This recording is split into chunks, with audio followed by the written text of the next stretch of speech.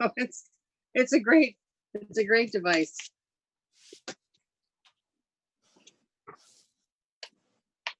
Yeah.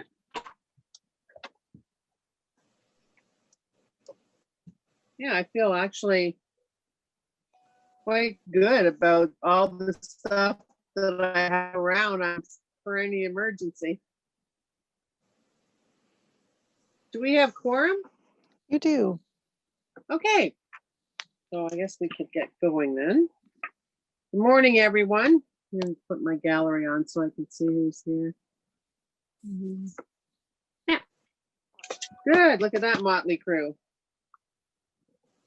Looks like Scott Moffat has a different setup. Is it? It looks different. Anyway. I switched the side of the table I sit on in my camper. That's all I've done. Okay, I'm still on the same side, so. All right. This is a public Any meeting. update on when you get to move back in the house, Scott? When I have less kids. Don't tell. This is a public meeting to consider the proposed comprehensive official plan and zoning bylaw amendments. Listed as items 1, 2, 3, 5, 6, 7, 9, 11, 12, 13, 14, and 15. And it teaches us to take those couple of weeks off, folks? On today's agenda. For the items just mentioned, only those who make oral submissions today or written submissions before the amendments are adopted may appeal the matter to the local planning appeal tribunal. In addition, the applicant may appeal the matter to the local planning appeal tribunal if council does not adopt an amendment within 90 days of receipt of the application for zoning and 120 days for an official plan amendment. To submit written comments on these amendments prior to their consideration by City Council on September 9th, please email or call the committee or council coordinator. So, as you know, if you have any motions that you haven't put, haven't sent to the committee coordinator yet, so that we can all see them, including the people who are here as delegations or the people who are the applicants, that would be great if you could send those forward. We have a very special time that we're going to take this morning to honor somebody who has worked in the former city of Nepean and certainly at the city of Ottawa, and has certainly, every one of us have benefited greatly from his outstanding work over all these years. My entire career of 23 years now, Frank Bedin has been one of my go-to people. And we all know how important it is to have those go-to people. Just the person you can call no matter whether it's 11 o'clock at night and Frank happens to be in an arena with family, or it's a Sunday morning and there's just something that you just, you know, you're not being inconsiderate, but sometimes things happen that people really need our help and they need it fast. And he's one of those people that has always been there. Not always been there just being there, but always been creative and always in finding a solution, and also in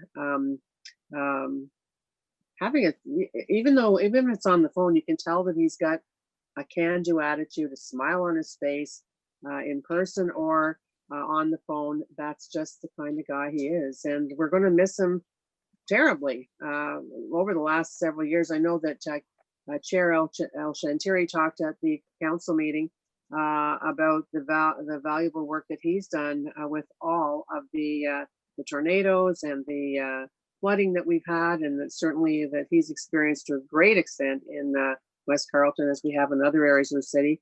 But this is just a guy that has made a difference in so many people's life. It's hard to really count the ways that he has. We have a couple of people that are going to have a few words to say. Frank is with us. He's in the boardroom with Steve Willis right now. But first up, Steve Kanalakis would like to say a few words. Steve, are you there? I'm there. Thank you, Chair.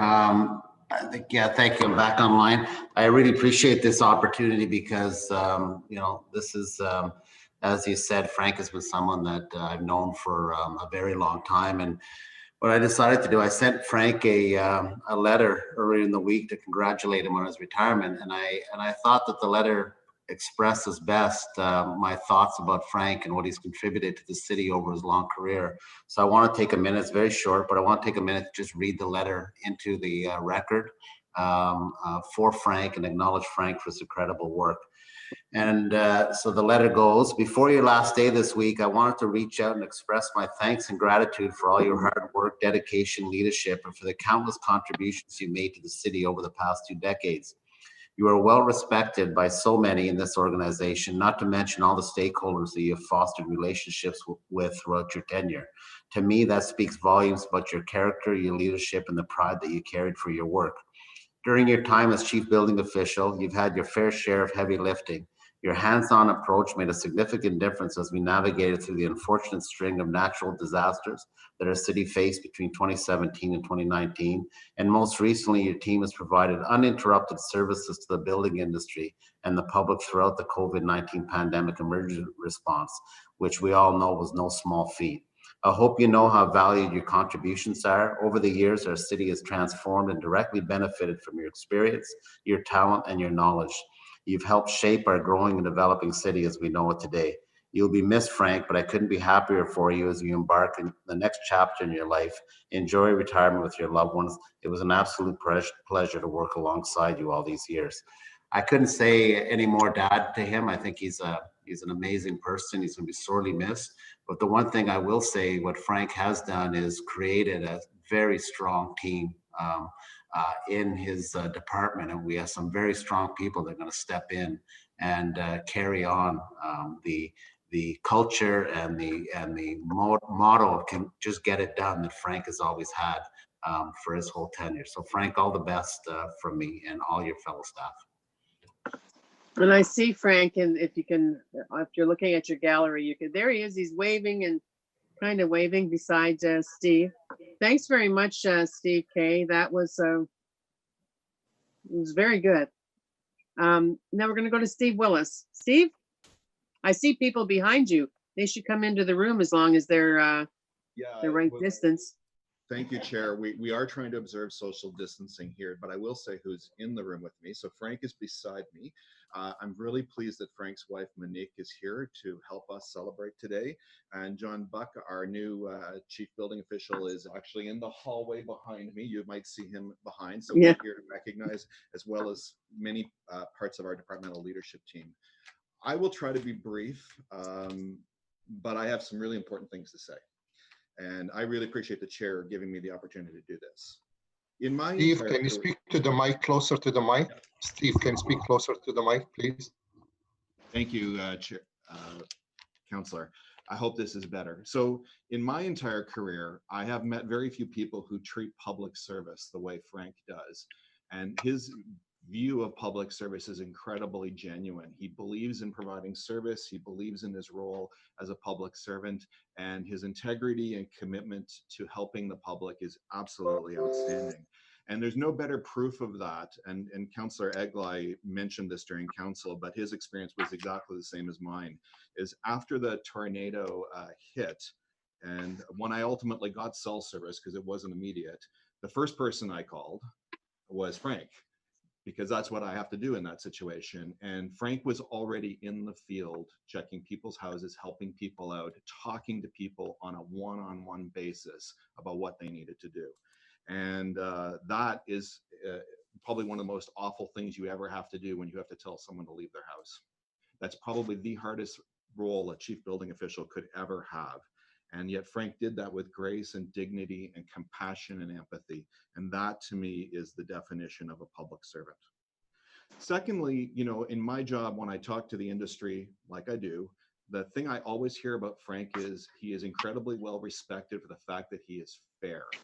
And again, that's also one of those things I couldn't ask for any more from a chief building official. You know, Frank and I talked a little bit about his background, and, you know, I've only worked with him for 3.5 years, but he said to me, you know, he's always wanted to work on buildings since he was a teenager, and he tried to understand what role that would be. So I'm really happy that Frank gets to go out on a high as having led one of the largest building code groups in all of Canada. And you know, it is different leading a big city building code group compared to a small city. And you know, with the evolution we're in the middle of changing from small buildings to large buildings, very large complex institutional buildings, that is not an easy thing to do. And he's going out on top for sure. Frank is incredibly well respected among his peers in the building code business across Ontario. And you know, it shows recently how when we kept building code services going during the pandemic, and I'll come back to that, all of the other chief building officials in Ontario were calling him for advice on how to do it. And you know, Frank and I had a moment together last night, and we had a bit of a conversation. And I can tell you that in March, when everything was unknown about this pandemic, and we were trying to, as a department, figure out what we were going to do. And when Frank and I were talking about building code in particular, it weighed very heavily on both of us that, and I'm not exaggerating, thousands of jobs were dependent on the decisions we were making about keeping building code operations going. And Frank found a way to do it, and he led his team through a very difficult, uncertain time. And that is an enormous commitment. And I'm really proud of what he pulled off during that time period. Now, Frank should be proud of what he's lived through in his time period. He's been at the core of city building. But I'm going to tell you two very specific examples of city building that, you know, his work is a little bit behind the scenes. It's not in front of council. But I'll tell you two things that I think are important achievements. So our menu of federal buildings in Ottawa are extremely complicated, and they're in an era of massive renewal. If you see the work happening on a lot of federal buildings, the old War Museum building, the Parliament buildings, and the like, and Frank has built an absolutely outstanding relationship with our federal partners on extremely complicated restoration issues for very, very old buildings. The second city building piece that Frank is told me he said was probably the thing he was proudest of most of in his career of being involved in was the building of the Shaw Center, which, as you can appreciate when you look at it, it is like the building code book was never designed for a building like that. It's an incredibly complicated building, both on the inside and the outside. And Frank had to do a lot of work with alternative methods of approvals under the building code to make that happen. So he's very proud of that. And those are really, really significant things that happen in this city that he's been involved in. You know, regret it's only been 3.5 years, Frank. I would have liked it to have been longer. And this is not the send-off that I wanted to have for you, but this is what the pandemic allowed. So I want to wish him all the best on a well-earned and deserved retirement, and extend my wishes from the entire department and your team and to your family on your retirement. And we have a gift for you, and I will I'll show it closer to the camera with Charmaine's help. It's a very significant gift. It's relevant to what I just had to say. And I want to thank Councillor George DeRoos for helping me arrange this. So we have as a gift for Frank, a framed photo of the Shaw Center. Because, I'll come back to the microphone, because if that's the most significant thing you were proud of in your career, this is how we want you to remember your time with us. So Frank, congratulations. I'm not allowed to shake his hand. Yeah, I understand that. Thank you. Thank you very much.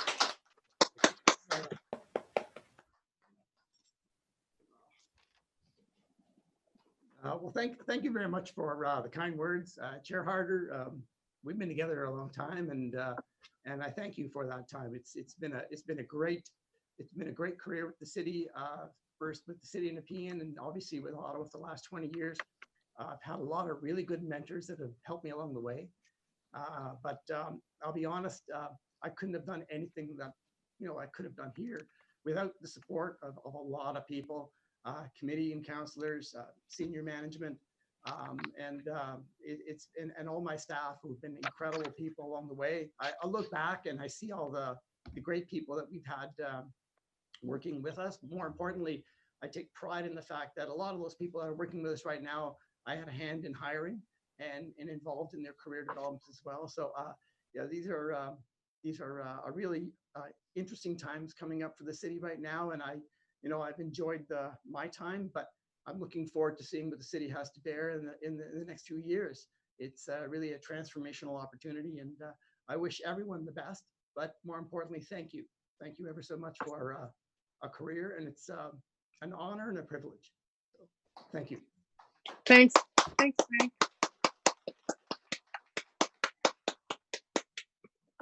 We're gonna miss you. Yeah. Don't change your cell number, just in case. Oh, now we'll go on to the business of the day. Item number 1 is zoning changes to regulate residential Chair? development. Yes. Sorry, do you want to do the declarations and confirmation of minutes first? Oh, sure. I got carried away. Hang on. Thanks for reminding me. Mhm. I think I threw that page out. Okay. Any declarations of interest, anyone? Maybe we'll do a roll call too after the confirmation of minutes. Confirmation of minutes from the July 9th meeting. Are they carried? Carried. Carried. Thank you. Okay, so let's do Melody, could you do a roll call for me, please? Sure. Councillor Dudas, EC. Councillor Shirelli, Councillor Tierney, Present. Councillor Leeper. Here. Councillor, thank you. Councillor Brockington, Here. Councillor Moffat, Yep, here. Councillor Hubley, Here. Councillor Gower, Vice Chair, Here. Councillor El Shantiri, and Chair Harder. You have a quorum. Great, thank you very much. Okay, so now we'll go on to our first item when we have a deferral motion coming from Vice Chair Gower on the zoning changes to regulate residential development in the urban area within the Greenbelt. Vice Chair Gower? Yes, whereas the report recommends zoning changes that will affect all neighborhoods zoned R1 through R4 in zoning bylaw 2008-250 in the general urban area inside of the Greenbelt boundary.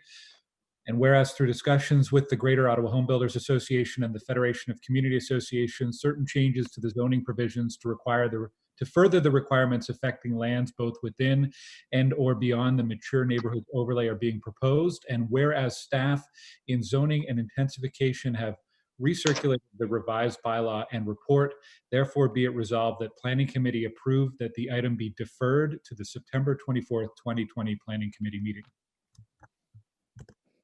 Okay, so we don't have any speakers on that because they would be able to speak to deferral only. So on deferral, is this carried? Carried. Any dissents? Nope, so that one will come back to us on September 24th. Item number 2 is the R4 zoning review, phase 2. We have another deferral motion on that from Vice Chair Gower. Would you like to introduce that, please? I will, thank you. Whereas the report details the second phase of the R4 zoning review and recommends changes to enable the development of more infill low-rise apartment buildings and stacked dwellings in existing R4 zoned areas in the inner urban wards. And whereas in recognition of the length of the report and the summer vacation schedules of stakeholders, therefore be it resolved that Planning Committee approved that the item be deferred to the September 10th, 2020 Planning Committee meeting, and be it further resolved that pursuant to subsection 3417 of the Planning Act, no further notice be given. Perfect. Now we do have people who are registered to speak, but I believe Ms. Stephanie, that you have informed them all about this deferral motion. I have. I've indicated they would only be speaking to deferral if they want to speak. Okay, so I'll just run through if they've all checked in or whomever is here, just so that they can say that. So Charles Tom Bear, Chair of Development, or Carl Tom, I'm not sure, Review Committee of the Manor Park Community Association. Are you on the line? Good morning. Yes, I am. And you understand that we are moving deferral until the next meeting of Planning Committee? I do. And so you don't need to speak to that. I'm okay with the deferral, so I will speak on September 10th then. We'll see you then. Thank you. Next up is Murray Chown. Murray? Madam Chair, we support the deferral. Thank you. Thank you. Marjolaine Provo, Overbrook Community Association. Yes, we're in agreement with the deferral as well. Thank you. Thank you. And Nora Benamra, again from Overbrook Community. how do I pronounce your last name so that I can? It's okay, Benamra. Oh, and good. we agree. We agree with the deferral. Thank you, Chair. Perfect. Thanks very much. So everyone on deferral to September 10th, is that carried? Carried. Thank you. Okay. The next item, we have a presentation on this, so we're going to hold it. And this is the zoning bylaw amendment for 388 and 400 Albert Street, 156 and 160 Lion Street.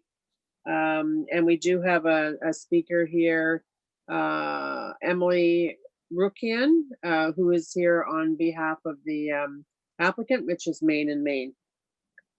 Okay, so the next item is the development charge complaint at 130 Britannia Road. And we do have complainant representatives to speak to that, so we're going to hold that item. Okay. The next item that we have is the temporary zoning amendment to permit schools COVID-19 reopening. This is the one that we dealt with at council, so that if the schools needed help in getting new space or adding portables, whatever they needed that might need a zoning change of some kind on a temporary basis, that we would do our best to facilitate that. So does anyone need to speak to this item? Is it carried? Carried. Thank you. Thank you. Okay, the next item is the zoning bylaw amendment for 195 Huntmar Drive and part of 2499 Palladium Drive. We have the applicant is here represented by Peter Hume and Kevin McCran, if needed. First of all, we'll have Vice Chair Gower read a motion that he has, a technical motion to amend the zoning details. Vice Chair Gower. Thank you, Madam Chair. Whereas the report recommends a change in zoning for the properties at 195 Huntmar Drive and part of 2499 Palladium Drive to permit a mixed-use subdivision, and whereas the applicant has identified the need for a technical motion which has been reviewed and is supported by planning staff, therefore be it resolved, the Planning Committee recommend to Council that the details of recommended zoning document 2 be amended as follows. Modify clause 1C to read in area C from DR to R3YY XXX5 instead of R3YY 2317. Add an additional clause after current clause 5 for a new exception XXX5 to section 239 urban exceptions, which is to match exception 2317, except where an attached garage accesses a public street by means of a driveway that crosses a sidewalk. The attached garage must be set back at least 5.8 meters from the nearest edge of the sidewalk. And clause 6 is renumbered to clause 7, and be it further resolved that pursuant to subsection 3417 of the Planning Act, no further notice be given. Great. So does anyone have any questions for the applicant? This is in Vice Chair Gower's ward. Peter and Kevin, do you need to speak if we are prepared to carry this item? No, Madam Chairman, we're happy with your approval. Thank you. So on the amendment. Question, Chair. Okay, who's that? It's Councilor Leeper. No worries. Jeff. Okay, let me see. I forgot to put my participants on. Okay, go ahead.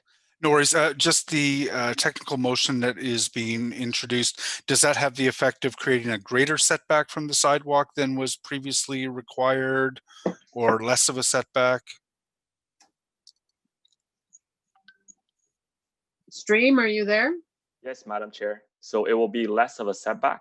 The original was through exception, which is 6 meters. They're asking for 5.8 meter, which is acceptable, because the typical length of a parking spot is 5.2, and we typically like to take 0.5 for snow operation. So they're exceeding that. Fantastic. Thank you. Thank you for the question. So on the amendment, is it carried? Carried. Carried. And on the zoning bylaw amendment for 195 Huntmar Drive and part of 2499 Palladium Drive, carried as amended? Carried. Carried. Thank you. Thank you, Madam Chair. Thanks, Peter and Kevin. Thanks for coming out. Next item is zoning bylaw amendment, part of 5725 Fernbank Road and part of 1555 Shea Road. Again, it's in Vice Chair Gower's ward. We have the applicant is here to speak if needed. Does anyone have any questions? Vincent, are you there? Yeah, I'm here. We had about three of us had kind of like an argument yesterday about, not an argument, we just wonder. And all the times I've been calling your dad, Denham, and yeah, another person agreed with me, but then somebody else said I've always said Denom. Once and for all, which one is it? It is in fact Denham. Oh, woohoo. Okay. So on this item that you're representing Claridge, does anyone have any questions at all? I think not. So do you need to speak if we're prepared to carry it? No, I don't need to speak. Thanks. Perfect. Anyway, so on this item, which is the zoning bylaw amendment for part of 5725 Fernbank Road and part of 1555 Shea Road, carried, everybody?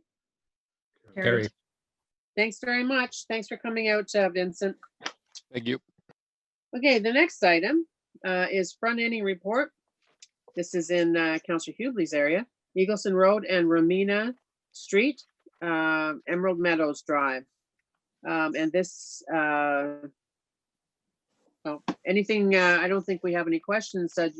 Are we good on this one, Councillor Hughley?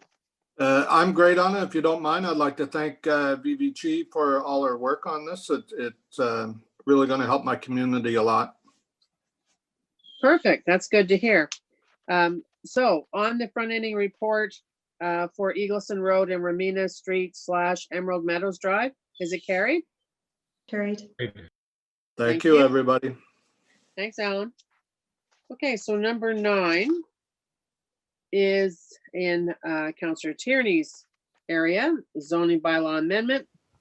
Another big high building, Councillor Tierney, at 1980 Ogilvy Road. That's where Loblaws had their store back in the long 70s. Time ago. I worked there. Because we used to call it 1980. That's why I'm just thinking to myself, holy cow, that's where that is. So this is a zoning bylaw amendment. We have only the Miguel Tremblay here from Poten representing First Capital. Does anyone have any questions for Shoma, our planner? Councillor Tierney, anything from you? Just thank you very much. I'd like to thank Shoma. I'd like to thank FOTEN. The Pine Community Association support this project, but had certain questions, and the reaction time related to bike parking, which is an additional 22 going in, the pathway, so it's not a labyrinth to get in there. Thank you, Miguel and the FOTEN team. And personally, being in office for 12 years, the triangle intersection getting into the Gloucester Mall, finally, we can address those issues of walkability around there. So it's all good news, and we continue to grow in the East End. Thank you. Good job. Miguel, do you need to say anything? Are you happy if we carry it? I'm happy if you carry it, yes. Okay, so is this item carried, everyone? Carried. Thank you. Okay, number 10, application for demolition of 347 Gilmore Street and alteration of 278 and 280 O'Connor Street. Properties located in the Centertown Heritage Conservation District, obviously in Councillor McKenney's ward, designated under Part 5 of the Ontario Heritage Act. And we also, the next one is the official plan amendment and zoning bylaw amendment, 278 O'Connor Street, well, the same address. I don't have people to speak to it, delegations. I have, 5 people that will speak to it representing the applicant, if anyone has any questions. So on the application for demolition, does anyone have any questions? Or Councillor McKenney, did you have any comments? Yeah, I wouldn't mind making comments just on the second, not on the heritage application, but on the second. Okay, so on the heritage application is to those of you that are here representing the applicant, Kayla Blakely, Greg Mignon, Tony Kazarian, Robert Martin, and David Blakely. I presume that none of you need to speak because here it says if needed. I just have to affirm that. You're good if we're going to carry this item? Just somebody say yes or no. Hello, Madam Chair. Yes, we appreciate your support. Okay, was that Kayla? Yes, it was. Thank you, Kayla. Okay, so on the item of the demolition, is it carried? Carried. Carried. Thank you. Thank you. And then the next item is the official plan amendment and zoning bylaw amendment, 278 O'Connor Street, 280 O'Connor Street, and 347 Gilmore Street. I imagine the same people are available for questions, but I'm going to go to you first, Councillor McKenney. Thank you, Chair. I'll be brief. As you know, this went through a heritage application. I fully support that. I think that this is, good addition to the downtown. My only concern, and I did raise it in my comments, and I just want to reiterate it here, that I don't support the additional height. I think that the site is zoned R4. It's a transitional site, and it is meant to act as that transition. And it happens a lot. I know it. If you look at an overall picture, sometimes you can, you look like one block over and you've got a high rise, but at some point you need transition from residential to a high rise in the downtown. So. It is generally surrounded by low-rise buildings to the south and the east. I would have liked to have seen it stay, at the permitted 4 stories. I think that it could have worked still, would have been still good, gentle intensification. So I wanted those comments on the record that I won't support it at council. Perfect. Thank you very much. Okay, I see no other speakers. And the applicant, again, if we're prepared to carry it, Kayla, representing everyone, you don't need to speak? No, Madam Chair. Okay, so on the item, the official plan amendment and zoning bylaw amendment for O'Connor and Gilmore Street, is it carried? Madam Chair, there is a technical amendment. Oh, go, sorry. Okay, just finding it here. Okay. So it's a motion to clarify the report number and content of document 3, the details of recommended zoning. I'll simplify this a bit if I can. Whereas an application for a new 6-story mid-rise apartment dwelling to be integrated with portions of 2 existing heritage buildings will be considered by Planning Committee today.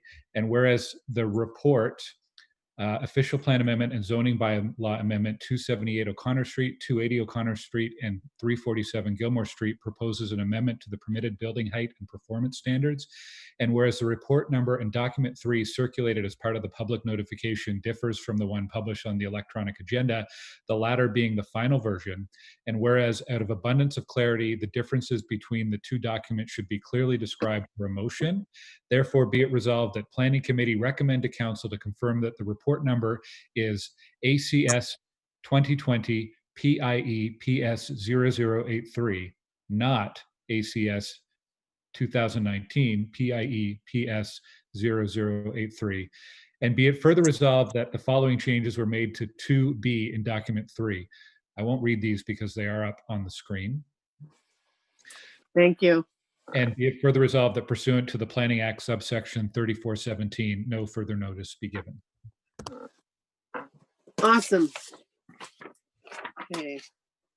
So everyone, and that's the last one. That's the last technical motion that you have. Another, right, amendment you have?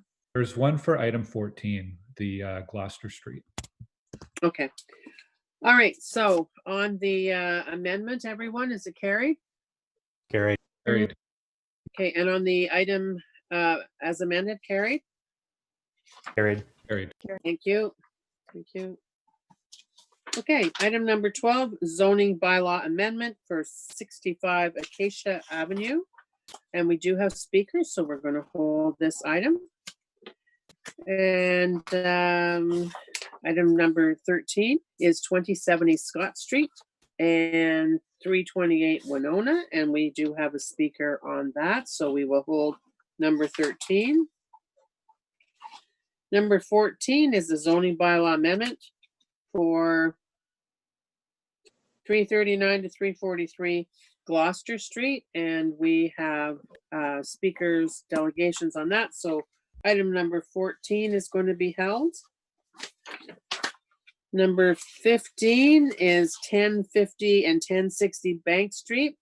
We have no registered speakers. We have the applicant is represented by Mr. Holzman, Dominic Santaguida, and Maurizio Martiniago. So does anyone have any question? I see, oh, hi, Councilor Menard. Hello. Hi. Does anyone have any questions on this one, which is the zoning bylaw amendment at 1050 and 1060 Bank Street? I'll just make a couple comments if that's okay, Chair. Let me just see if anybody has anything to say. Anybody have anything to say? No? Okay, go ahead. Great, thanks. Yeah, so I just wanted to say, you know, I've appreciated working with these folks on this development. The community has been brought in on this. This is the type of example that we need to see more and more often. Mr. Santaguida made the initiative to bring in community very early. They've adjusted this development in many cases. There's you know, going through CMHC as well for affordable housing, but also contributing to our Ward 17 affordable housing fund that we've got started, and you know, some real improvements here. So we've been working with seniors in the area for some needed rental. This is going above the zoning, Madam Chair. So right now it's a 1-story. It's business. There's just 3 businesses that are there. This is going up 6 stories, business on the bottom. It's zoned for 4, and so it's certainly an amendment. And in my community, you know that that's not always an easy thing to do, but this is the example of how you do it. You bring people in early, talk to them, make amendments, and everyone takes some water in their wine. So I just appreciate where we've been on this one, and you know, thank the community and the developer and Mr. Santaguida for you know, who owns Victoria Trattoria. Thank you for being so helpful in getting some amendments to this proposal. That's great. Good news. Thank you. Anyone else have anything? So Mr. Holzman representing Mr. Santaguida and Maurizio Martiniago. Are you comfortable not speaking if we're prepared to carry this item? Madam Chair, I simply want to say that it was a pleasure working with the councillor's office, the stakeholders, staff wrote a terrific report. They got it right, and we're thrilled and hopefully gain your support and council to adopt the bylaw in a couple of weeks. Thank you. Great, thank you. So on this item, everyone, it's carried? Carried.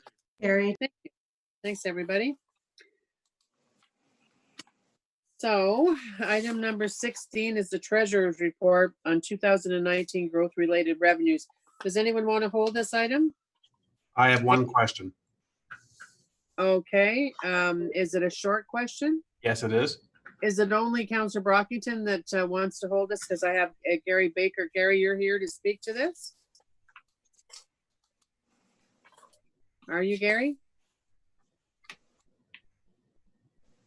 Gary, are you on mute? Yes, I'm here. Okay, so I'm going to say go ahead. Councillor Brockington, with your question. Thank you, Madam Chair. Stemming from the 2013 TMP, the Airport Parkway widening project that council approved was to be funded by growth-related revenues in the city. And the project's been postponed because the projected growth didn't meet demand. So I'm just trying to figure out from staff the projections that they're working with for this widening project to be funded. And if they don't have an answer today, that's okay. I just want to plant it and get an answer back. Chair, if I may, I'll actually respond to that rather than Mr. Baker. Thanks. Go ahead. So Councillor, you're raising a question that other councillors have raised on other road segments, and We'll need to work with Ms. Chi to get you a more detailed response. So if you don't mind, I will take that offline. We do have would normally be updating the TMP projections to update the DCs in the next round, and we're working on an interim strategy to review that. So that's something that's under discussion between Transportation Services and ourselves right now. But in the meantime, I will get you a more direct answer to the question you have, but I just can't do that today without Ms. Chi available. That's fine. I appreciate that. Thank you. Thank you. Okay, so on the treasurer's report, is it received? Received. Thank you. The next item, I think that we're going to hang on to this till the end of the day because there is the situation still the same, Mr. Willis, that there could be an announcement today from the provincial government that might give us more information. Chair, there's a lot of uncertainty about the timing of this. I know Mr. Schroman and I are here to help answer any questions. I think probably I've discussed this matter with many members of council, and almost all the questions council has, we can't answer until we see draft regulations from the province. So Mr. Schroman and I are more than happy to answer questions, but I think the majority of them will be, we're going to have to wait till we see more details. Any idea when that might be? We only have rumors, Chair. We don't have facts. Would the rumor benefit us putting this on the agenda for September 10th? Chair, I think the report stands on its own. It's an information report on the status of it. If there is further developments on the release of the regulations, Mr. Schroman and I will make ourselves available to brief committee at the next meeting. Okay, I think that's probably the way to go. Does anyone else, anyone online want to add anything to that before we agree that we'll have it on the next agenda? I'm looking at waving no. So it's almost like we should table it, but what should we do, Mr. Do we need to do anything, Mr. Mark, to have it on the next agenda? And because we're just asking to receive it today. I suppose we could receive it and ask for an update at the next meeting. Would that be appropriate? Madam Chair, you have two paths open to you. It is unusual to defer an information report, but that's option number one. And then option number two, and I think it's the option I would recommend, is that if there is information forthcoming, it could be added to the agenda by 2/3 vote at such time as the general manager advises you that there is actually information to bring in front of committee. So my recommendation is you receive the report today, and if an item needs to be added at a subsequent committee meeting, you can do so by 2/3 vote. Okay. Does that if that doesn't suit anyone, please let me know. But otherwise, that's what we will go forward with. So we'll receive this item and with the understanding that we'll bring more further information as we have it to any report that comes forward. We pretty much do that. We do that anyway. So it's on this item, on item number 17, the briefing on planning and development charges aspects of Bill 197, COVID-19 Economic Recovery Act. Is that received? Received. Thank you. Okay. All right. No, I'm still seeing the cash in lieu, but I think that we're not dealing with that one today. Even if somebody wants to lift it, correct? Correct. Okay. Okay, so we're going to go back to the beginning, and just because I have so many piles of papers here, I just want to confirm the ones that we've held. We've held item number 3, which we're going to have a presentation. So get ready for that, please, Mr. McCrate. We've held number 4, which is the development charge complaint on Britannia Road. We've held number 12, 65 Acacia Avenue, their delegations. We've held 2070 Scott Street in Winona. We have a delegation, and we've held number 14. I have a feeling I missed one, but is that all that you have too, Ms. Duffany? Sorry, Chair, I was involved in an email as you were reading. I Oh. have items, I can read back. I have items 3, 4, 12, 13, 14. That's good then. Okay. All right, so let's go back to item number 3, which is the zoning bylaw amendment, 388 and 400 Albert Street, 156 and 160 Lion Street. This is, we're doing a presentation on this item. Vice Chair Gower and I thought that it's a very good representation of some very good work in our downtown. And so we wanted to show you. We don't have any speakers speaking against it, but it's certainly worthy, especially for people watching too, to see what's going on with this site. This is a site that also has a long history. Back when I was in my earlier days of chairing the Ottawa Public Library, this was a city block that was going to be a very, very large library, about 350,000 square feet, as I recall. So this is the plan, and it's, are you ready, Mr. McCrate? Yes, Madam Chair. Okay, go ahead. Thank you. Great. Thank you. So it's Andrew McCrate, the file lead on this application. Thank you for the opportunity bringing this before committee today for this presentation. So the site is known as 400 Albert, which does include the addresses 388, 400 Albert, 156 and 160 Lion. As you can see, it's almost an entire city block bound by Albert, Lion, Bay, and Slater, with the exception of the northwest corner where there's existing 3-story apartment buildings. So it is in the central area. It's also located 1 block south of the Lion O train station and the new Claridge Moon development, which has a grocery store at the bottom as well, downtown close to Parliament. Next slide. So the proposed development is a really excellent example of a mixed-use development that is incorporating a lot of features that we're looking for in downtown. You can see the heights range from 23 stories to 29 stories and 35 stories. There is a mid-block connection designed into the development, which will be a really strong pedestrian realm environment. I have a slide later connecting Albert Street and Slater Street. On the corner of Albert and Lion, there is going to be a design for an urban park that will be ultimately owned by the city. So we've worked very closely with the applicant securing that space. We've got some design concepts that are being worked through. I'll show you that in a moment. So we've got 1 tower facing Albert Street and then the other 2 towers on Slater and at the corner of Lion. Next slide, please.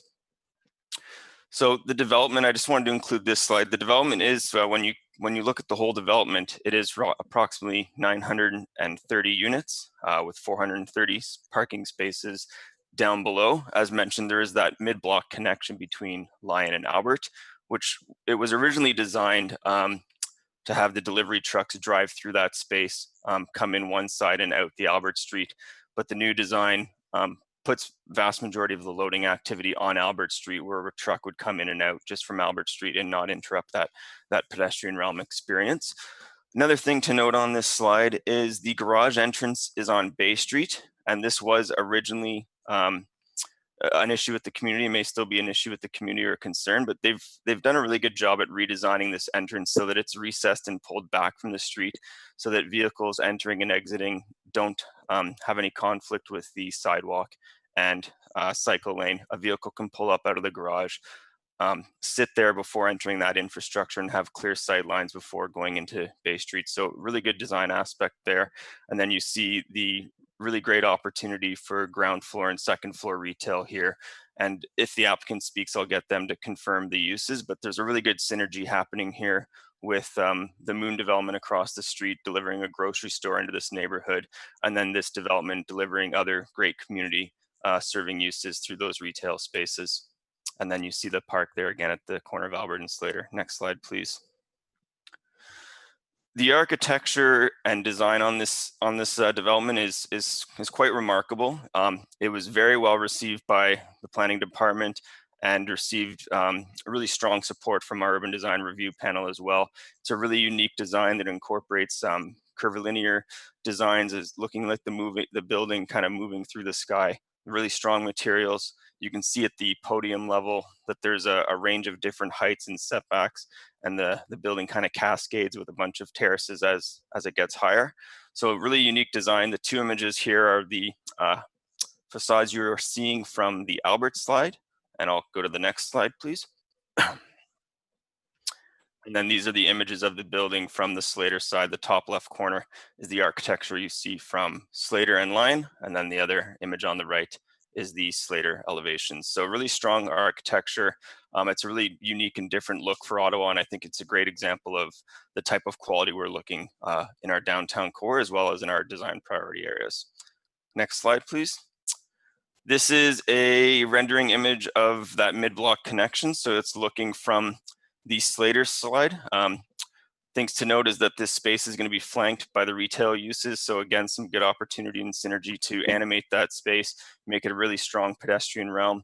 There's also opportunities for informal connections through the buildings, whether you're going outside through this pathway or in through the retail space and out to the urban park. So just all around really good connectivity through this site and public realm treatment. Next slide. This is just a snapshot of some of the design concepts for the urban park at the corner of Albert and Lyon. This will go through a separate public process, but the applicant has really started to develop a conversation about what could go into that space, from seating, street trees, different types of lighting, day and nighttime use to really animate that corner and make it a strong urban park that the city will end up owning. Next slide. And then just a couple images of the type of infrastructure we're looking at to make this a really quality public space and work well with the development. Next slide, I lastly want to touch on the view protection. So when this item was first submitted, the tallest tower was 38 stories, and it was sort of threatening going above our view plane protection policies. We worked really close with the applicant between the City of Ottawa and the National Capital Commission. And now what you have before you is heights that are reduced so that the two buildings, and I should say that this site is uniquely situated. It's in the background area of our height control policies.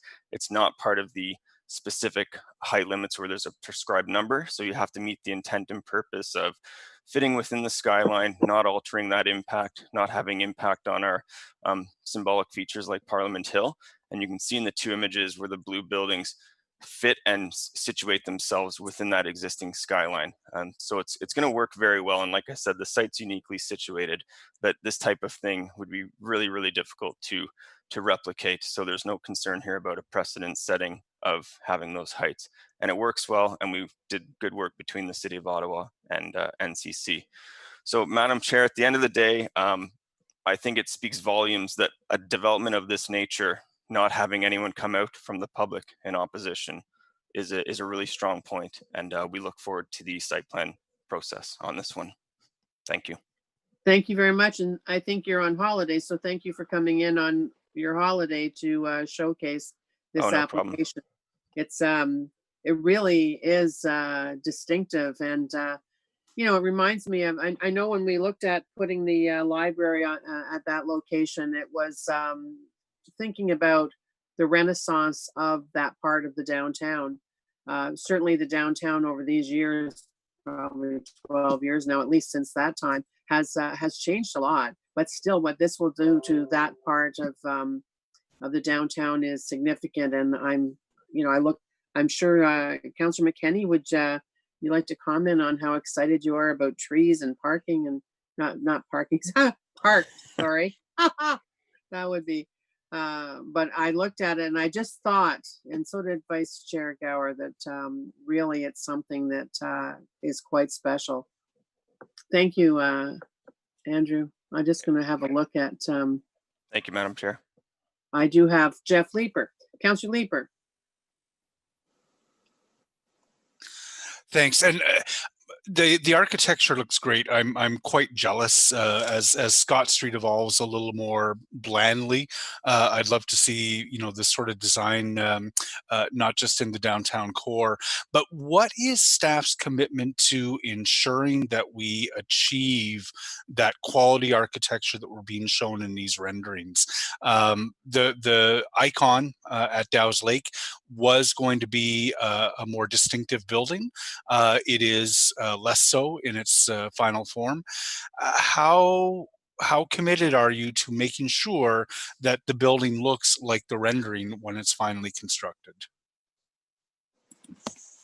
Madam Chair, the councillor raises an excellent question. It's a good opportunity to mention that I'm quite confident this is the design you're seeing before you with the rezoning is what will transpire in the site plan. Through the site plan application, we do have the ability to strictly tie elevations to plans. Going back to pre-consult, staff actually raised the question about how are you going to deliver this curvilinear design? And I don't know if the applicant wants to speak to it or not, but they actually pointed out some similar developments that this group has done in Toronto, where they've used that type of design and that curvilinear feature. And we've seen those work out very well. And I'm confident that the dialogue we've had going back from pre-consult stage to where we are now, that this is the program intended for this building, and that site plan approval process will secure that through the conditions and approved plans.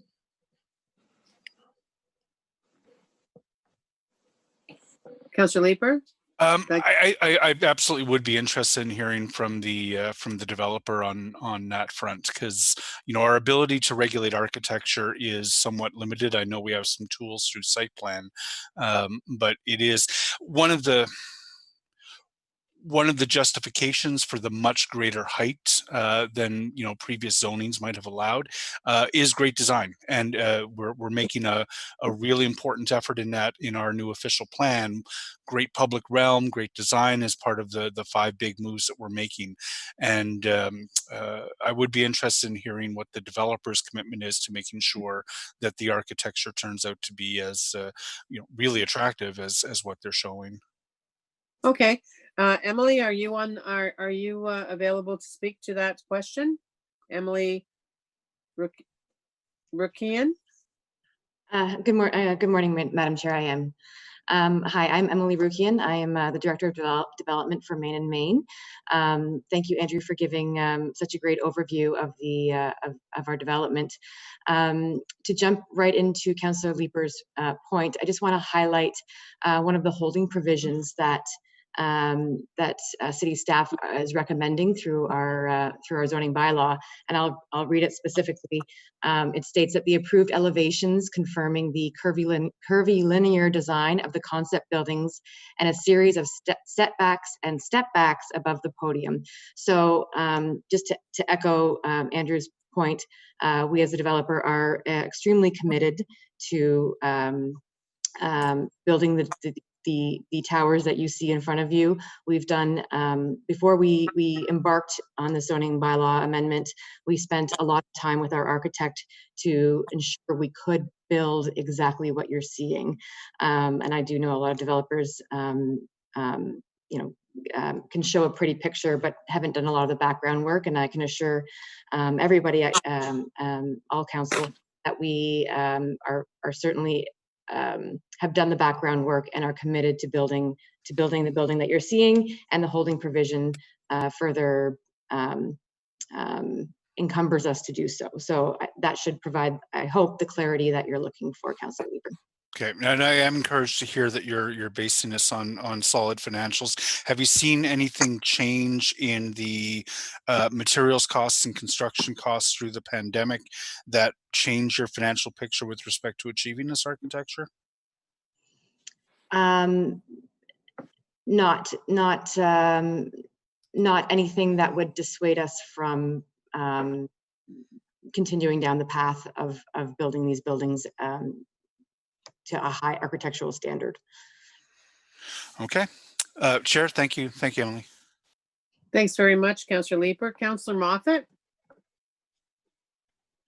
Thank you. So more importantly than what Councillor Leeper was talking about, what's being done to commemorate the Glue Pot Pub? Like maybe a lobby bar with a copper top bar top. That'd be great. I don't know, Emily, did you hear that? I'm just joking. I did, and I. Yeah. Well, okay, when we get to site plan and things like that, I'm sure that'll be taken into consideration. But That's great. Thanks. Councillor Kavanagh? Yeah, thank you. Wow, this brings back memories because I was on the board for Alterna Savings, and I remember when we discussed this site over 11 years ago, and hopefully was hoping it was going to be the library. Just curious, was this site owned by Alterna, or was it? Has there been some transfers since then? Madam Chair, I can take that question. There's been several ownership over the years. I brought a report here, I can't remember the year, a few years back, and it was on behalf of Alterna. Broccolini had a proposal, and my understanding is at that time they were under a purchase and sale agreement, and then after the zoning was approved, they abandoned that. I don't know if Broccolini ever picked it up or not. Alterna may have owned it at that time, but since then there's been two other owners. We had an application earlier on this with the Manor Park Development Group, who had since sold it to Main and Main with the acquisition of the Lion Street properties. So Main and Main is now the owner, but there's definitely been turnover in ownership over the years. Okay, thank you. Yes, no, I just remember the discussion of this, and glad that something's happening. But I would like to hear from the local councillor and see if make sure she's happy with it. Thank you. Yeah, I don't see her waving, but I did intend to ask her. Councillor McKenney, do you have anything? Yeah, thanks, Chair. Yeah, you know what? I have to say this. This is a rare occurrence when I get many more emails asking me to approve something than not to. So this went through a few different iterations. The architecture was always quite impressive. I thank Councillor Leeper for his questions. We've seen it happen before, and residents are rightfully skeptical when they see a rendering and then they see what is the end result. And when they don't add up, especially in very tall and prominent buildings, it does make residents skeptical. But I think that in my conversations with this applicant over, my goodness, I think it's been over a year. I feel that they are committed to building what is a spectacular building. There is to replace essentially a parking lot right now with these three buildings is an exceptionally good use of the site, and it provides for that mixed use that we want.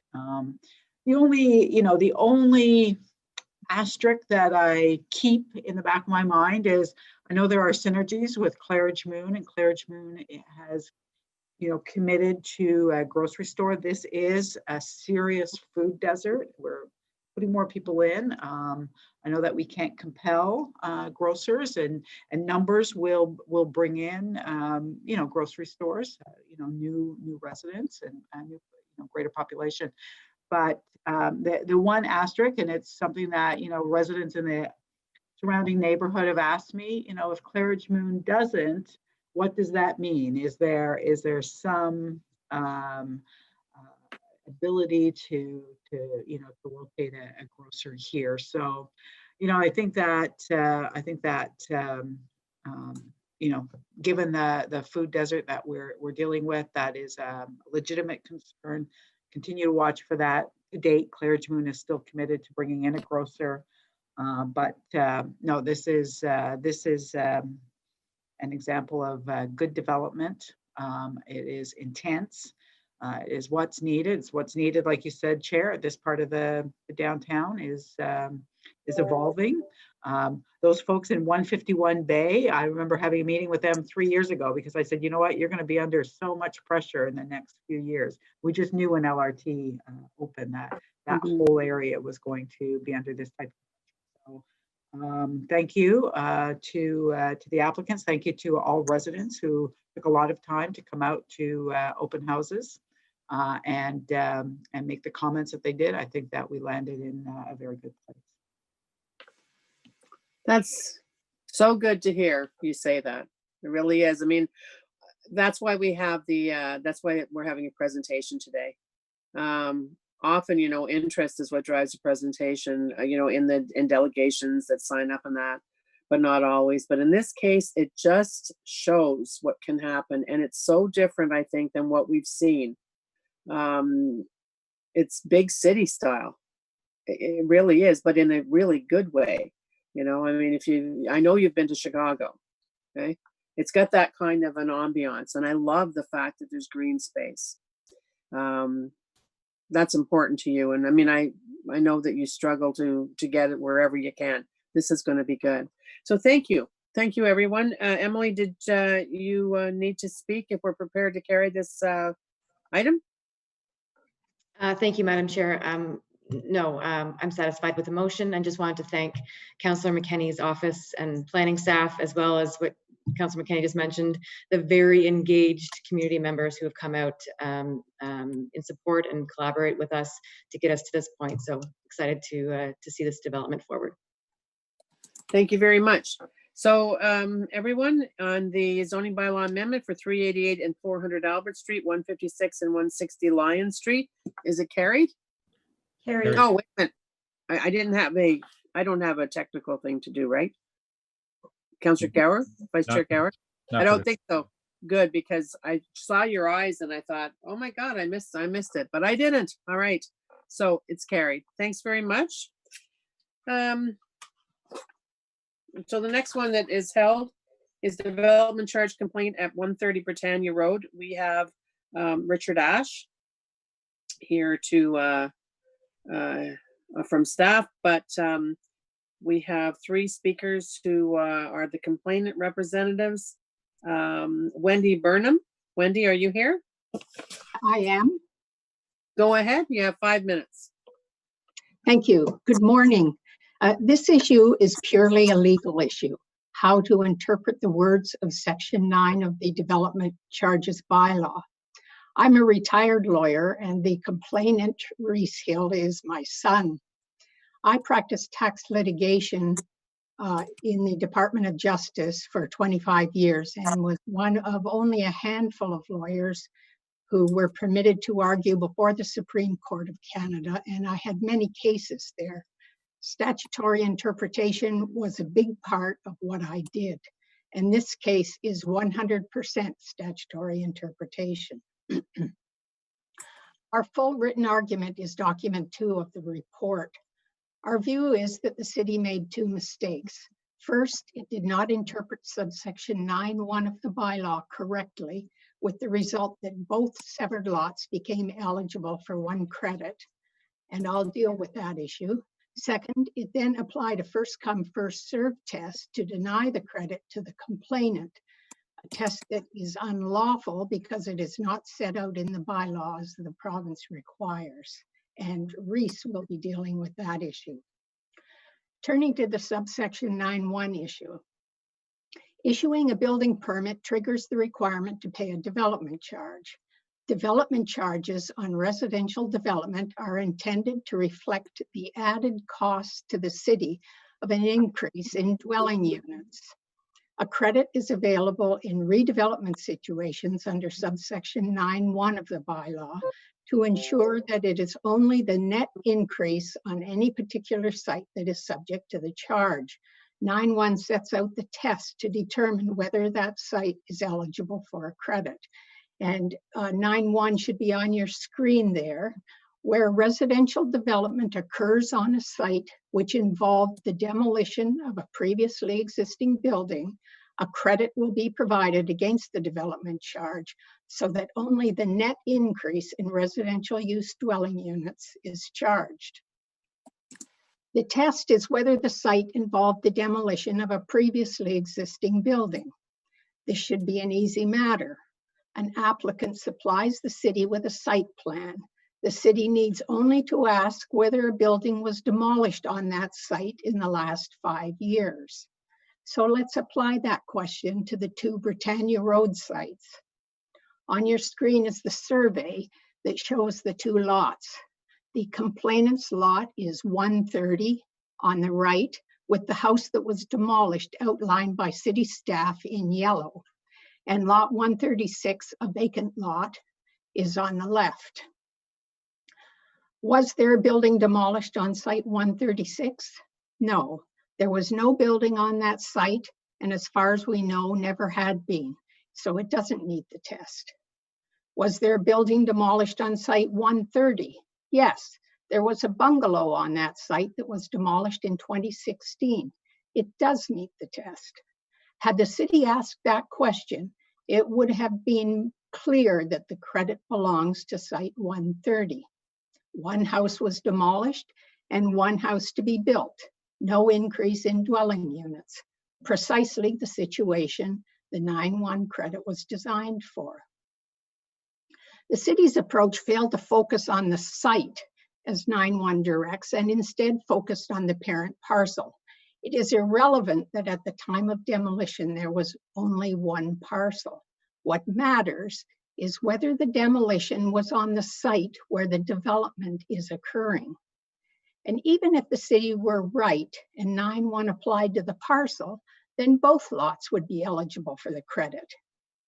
But the problem with the city's interpretation is that there's no language in Section 9 to decide between the two. If the absence of language meant that there was no basis in the bylaw to deny the credit to the owner of 136, then there is equally no basis in the bylaw to deny it to the owner of 130, yet the city has done so. And we are left with the anomalous situation that the city granted a credit to site 136 that had an increase of one dwelling unit and denied the credit to site 130 that had no increase in dwelling units, exactly backwards and contrary to the intention of the bylaw. My son Reese will continue this with dealing with the first come, first served test. Thank you.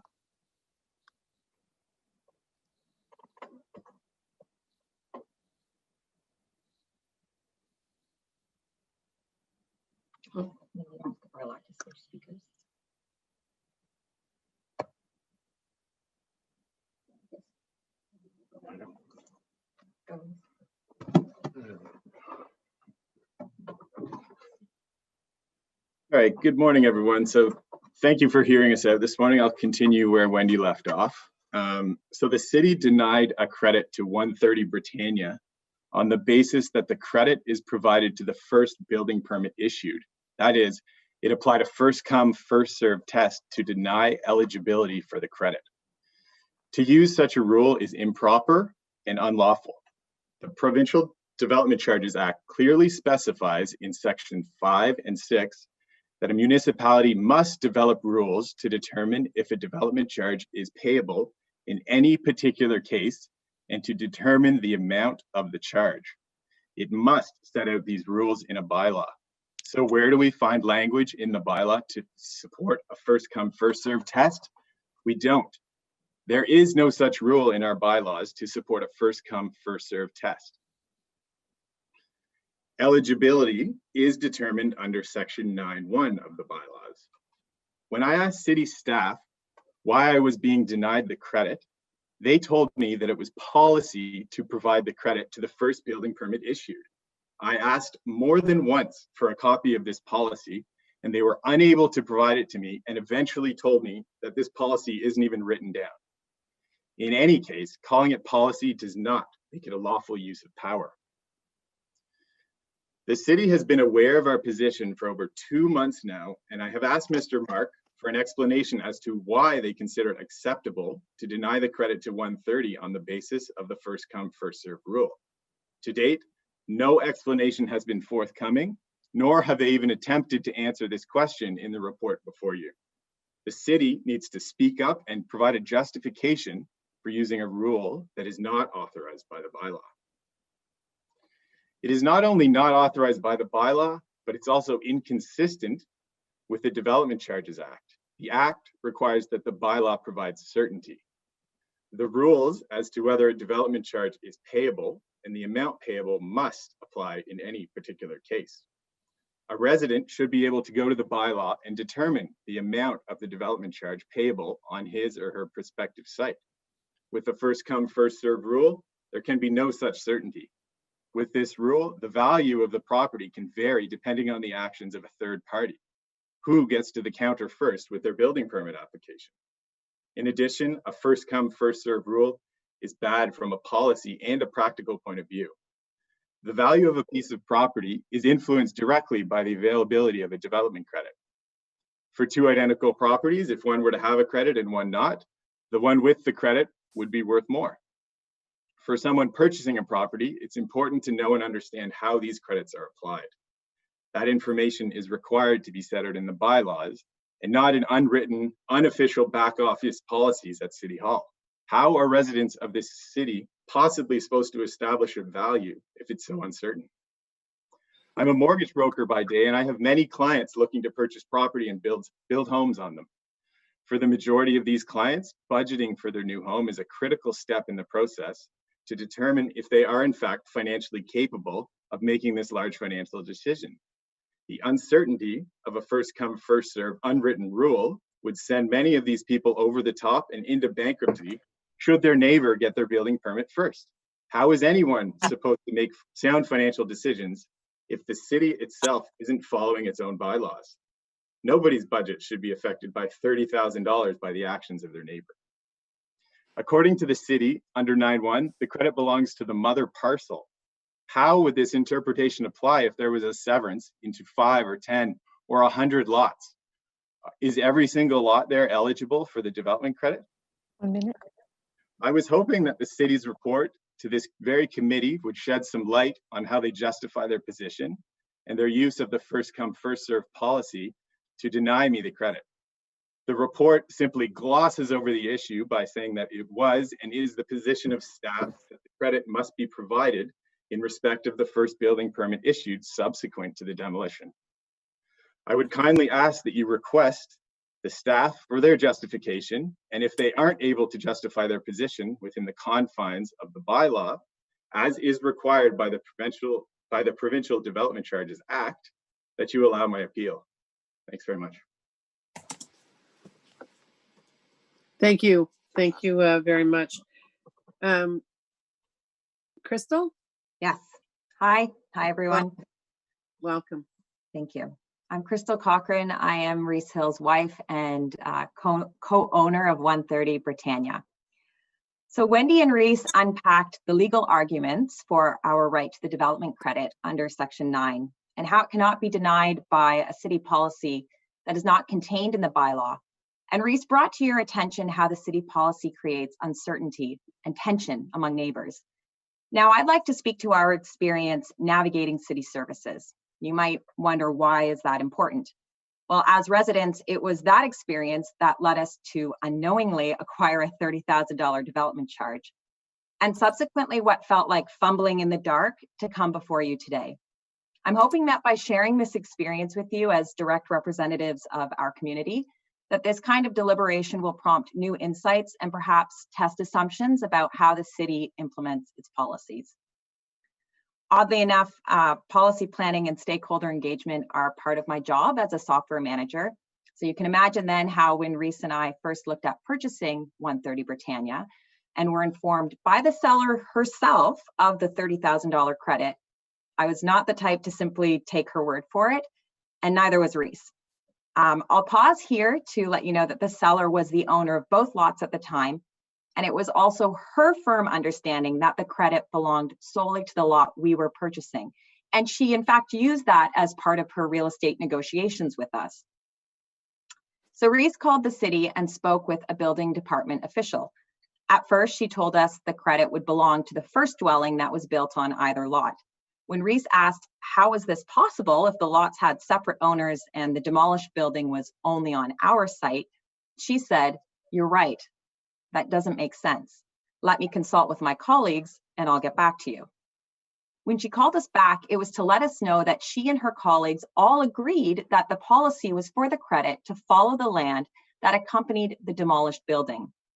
With due diligence top of mind, I asked Reese if we could get it in writing, just in case. Reese emailed that same building department official and asked if we could have written confirmation of what was discussed over the phone.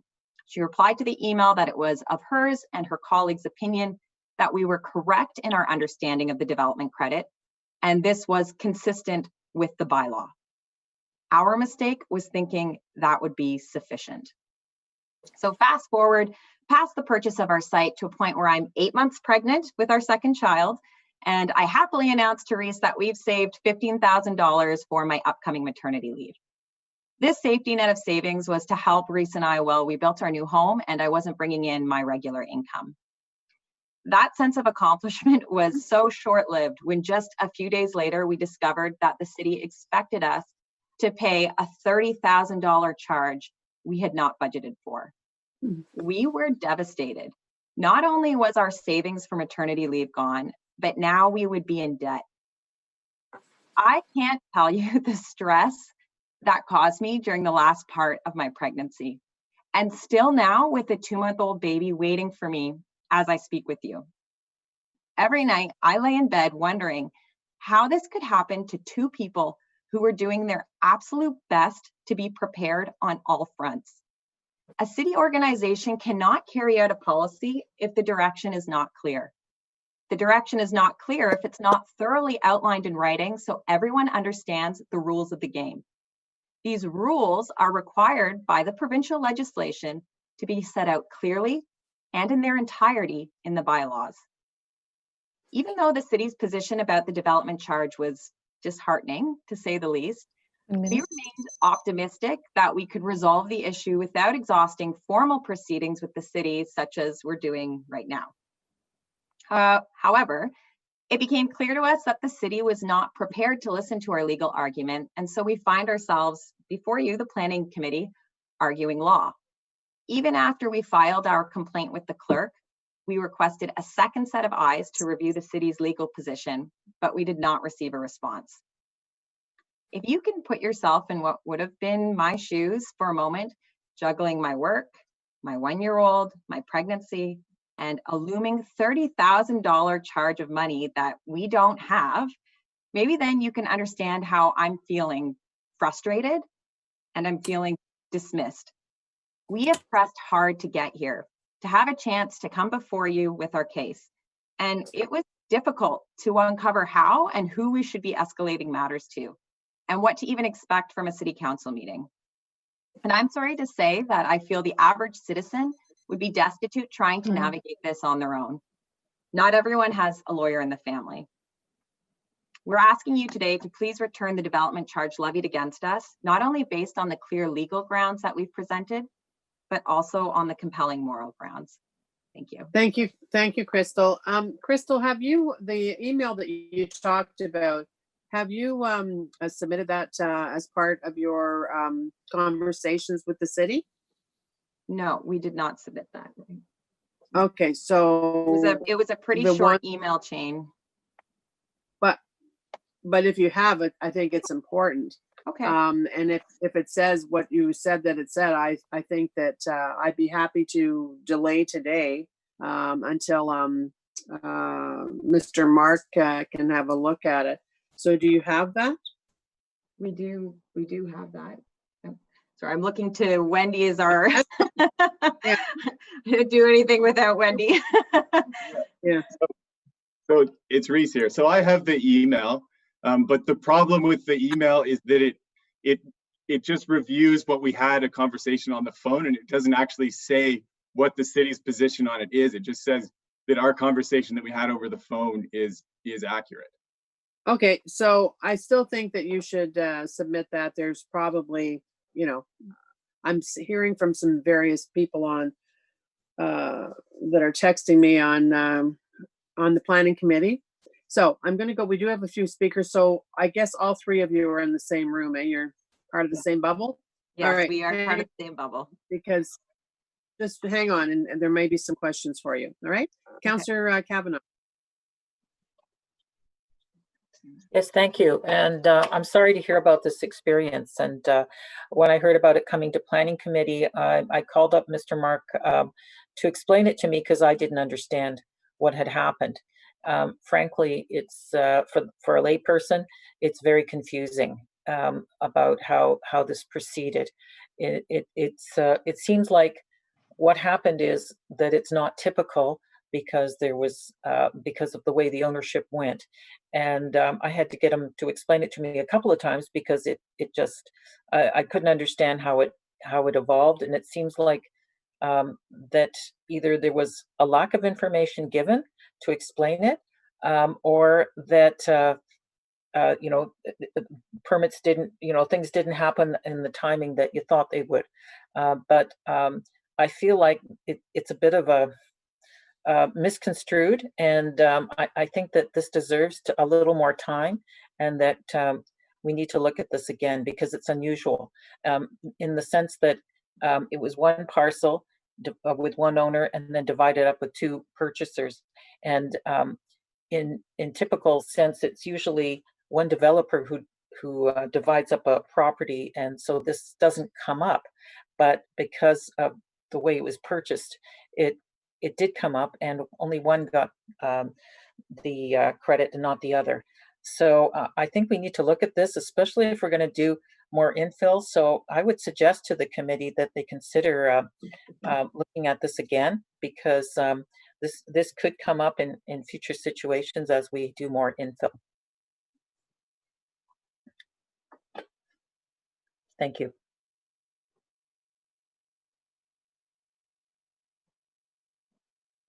I muted myself. Sorry. Thank you very much, Councillor Kavanagh. Councillor Moffat. Thanks, I have questions. Actually, I'd like to speak to staff about this. That's fine. Go ahead. Go ahead now. Yeah. All right. So I just want to be clear that just reading the report, this is the original property was 130. It was severed into 130 and 136, but the credit for the development charge went only to 136, no credit whatsoever for 130, and we're only talking about $30,000. So I'd like to know from staff why, at the least, it wouldn't have been $15,000 per lot stuck with the property, not necessarily with the property owner. Madam Chair, it's Tim Mark. I'll respond to the questions from committee. I agree with Ms. Burnham that the bylaw, this is governed by the bylaw and must be governed by the bylaw. There is no language in the bylaw that speaks to the severance of a property, and I outlined this in the report. And on that basis, there was one parcel in existence at the time the house was demolished.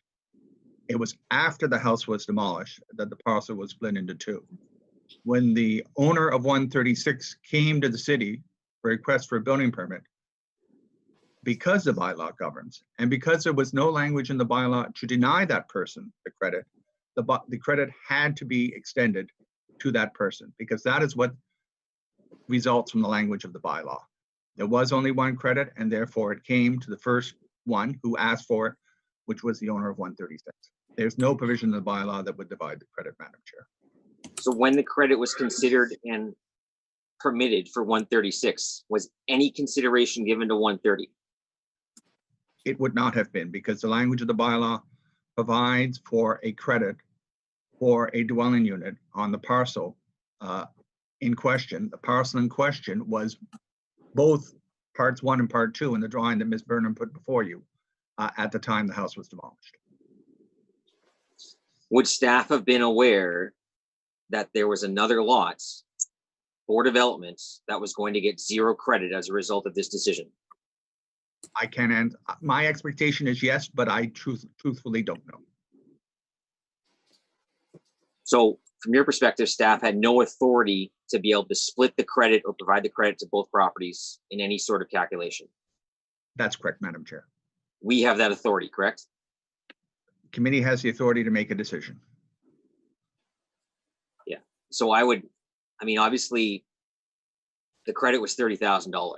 You can't pull $15,000 back from the credit that was already issued. You can't go to 136 and say, oh, we actually want you to give us $15,000 now, and we're just going to give that to your neighbor. I'm sure that's going to make for a great relationship between neighbors going forward. So we should come up with some solution here I don't know how you do it, but reality is both should have been given a $15,000 credit. Since we can't necessarily do a $30,000 credit to one and a $15,000 to other, I would recommend that this committee consider giving the $30,000 credit to 130 Britannia as well.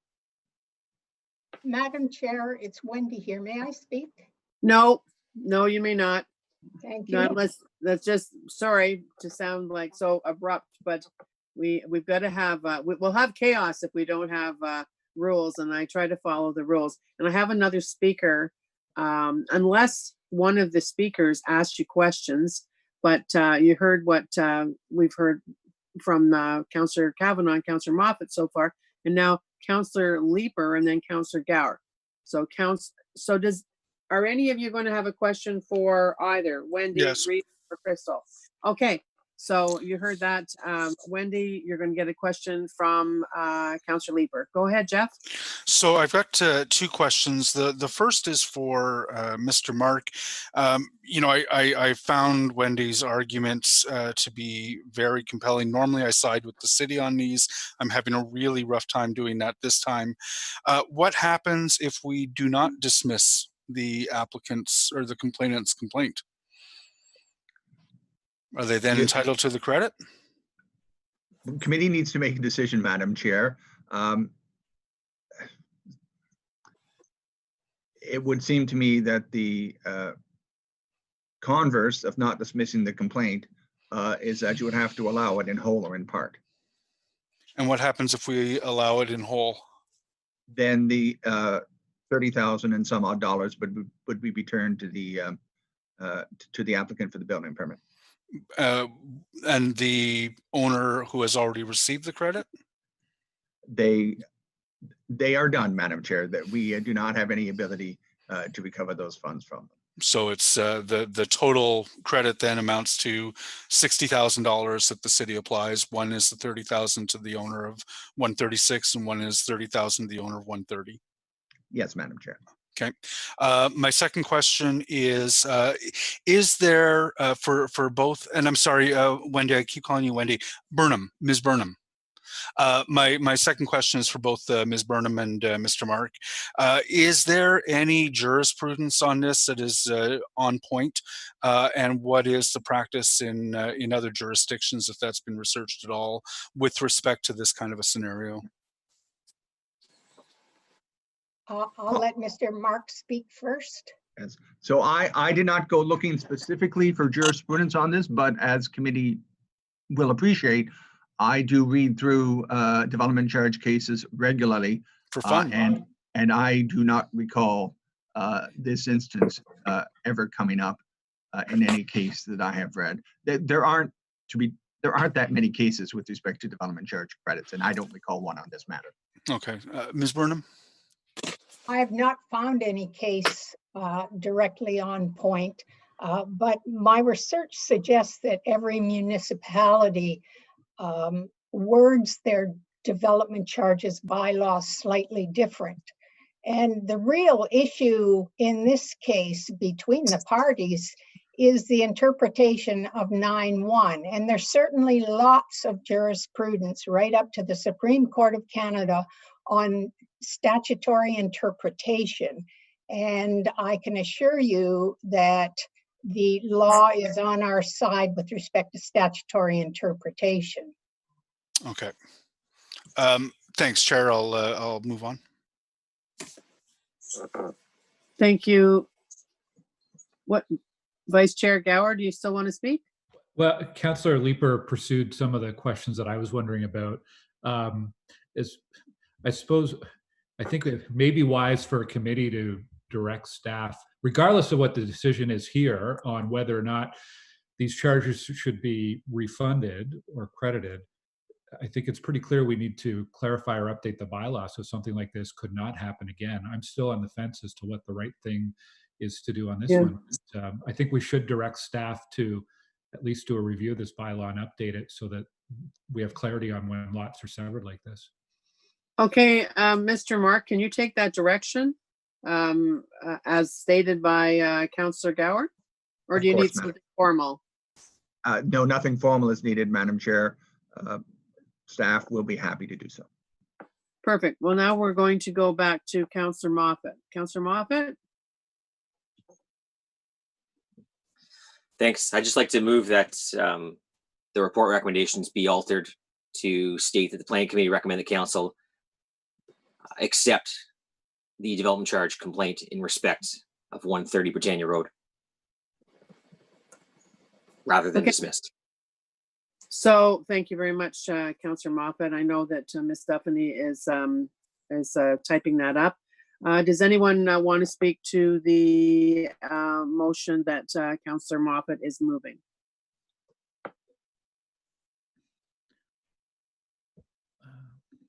No. All right. So, oh, Councillor Kavanagh. Councillor Kavanagh? Yes, I just want to thank Councillor Moffat for moving that. I think this is the right thing to do. Clearly, it was complicated, and I don't think people should have to have a lawyer in the family to figure this out and do all this research on such an instance. We need to make our bylaws a little clearer. And as I've said before, the fact that we're going to be doing more of this with infill, we want it crystal clear on how these things work. And I really appreciate this on behalf of the family. Thank you. Thank you, Councillor Kavanagh. Councillor Moffat? Thanks. And I just want to make sure I'm 100% clear on this. This is no disrespect to city staff. I truly believe that staff had no authority to achieve what was being asked here, and that the only authority lays with us, and we must make this decision. So I just want to make sure that this motion of altering the report recommendations has nothing to do with staff. I don't believe they erred in any way. Good. And we also want to make sure that there's no precedent either that could be considered in the future from, someone coming in and saying, well, a Me Too kind of a thing. It sounds like it's a very unique situation. And Mr. Mark has the direction from you that he's going to go back and make sure that this is all clarified. And will you report back when that when you have done that, Mr. Mark? Madam Chair, yes. Now, the normal opportunity to make the change would be only in 2024. But if a bylaw amendment comes up before then for other reasons, then we may take advantage of that opportunity to revise Section 9 of the bylaw, Madam Chair. Okay. But would it be possible to put some clarification into the bylaw itself? I mean, without revising it, it just would be a clarification, even as a help for staff, because with all the development that I've had over the years, and Barhaven has grown like crazy and everything else. I mean, my greatest wish is that people actually take the time to ask the questions of City Hall. They don't buy the dream from the sales office of the person that tells them where Johnny's going to ride his bike and where Susie's going to, do her hair. That's often what happens, and people don't follow up.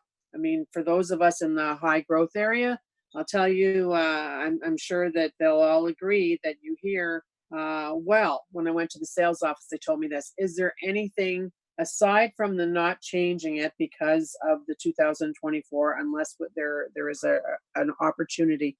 Can any clarification go in the interim? Madam Chair, in order to affect a change to the approach, there would need, in my opinion, to be an amendment to the bylaw, but staff will look for an opportunity to do such at the first available opportunity.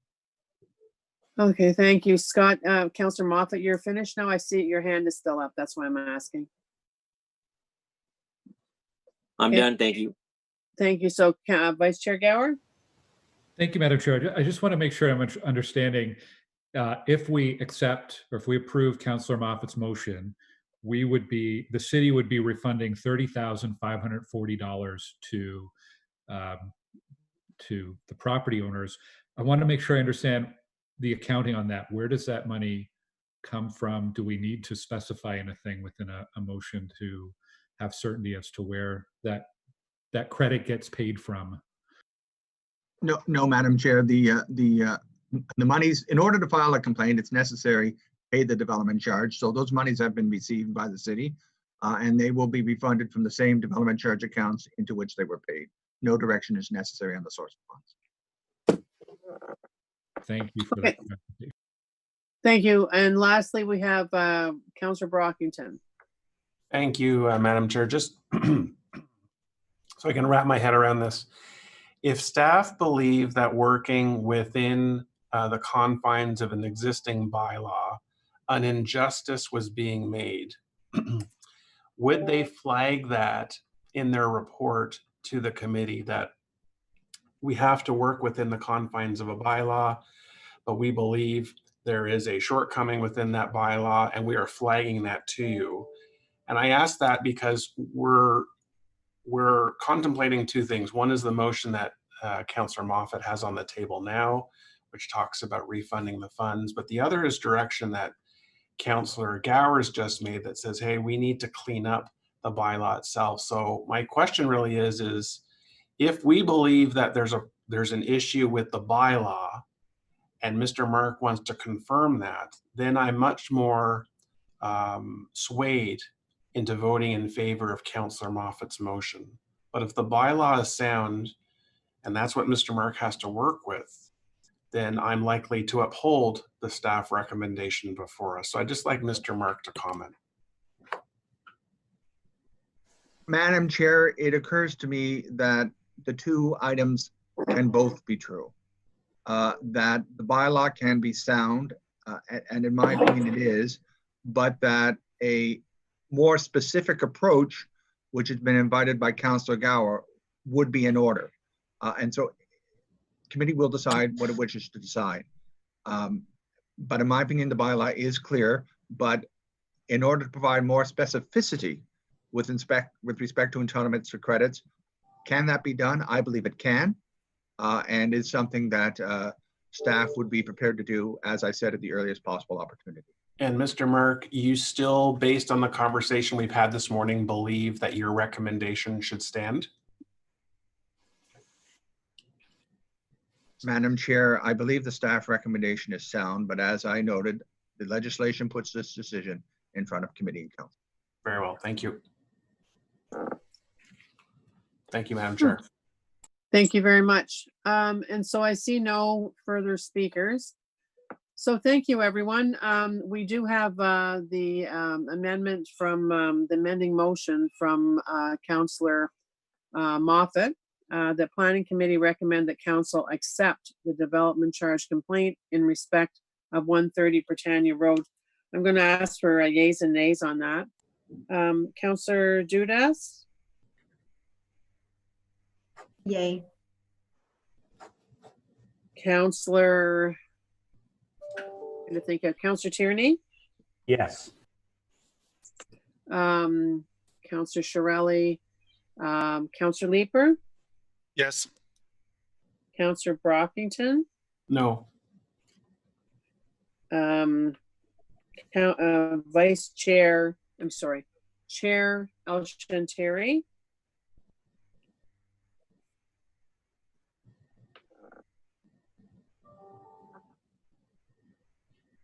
Chair Hubley? He had to step up out for a meeting. Oh, you're back. I know. Yes. Yeah, no, I'm still on the meeting. Thank you for making yourself so available with everything else you're doing today. And Vice Chair Gower? Yes. Councillor Moffat? Yes.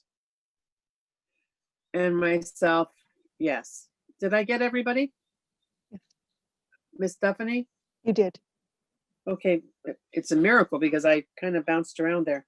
All right, so that item, the votes are in favor of the Councillor Moffat motion. So on the report as amended,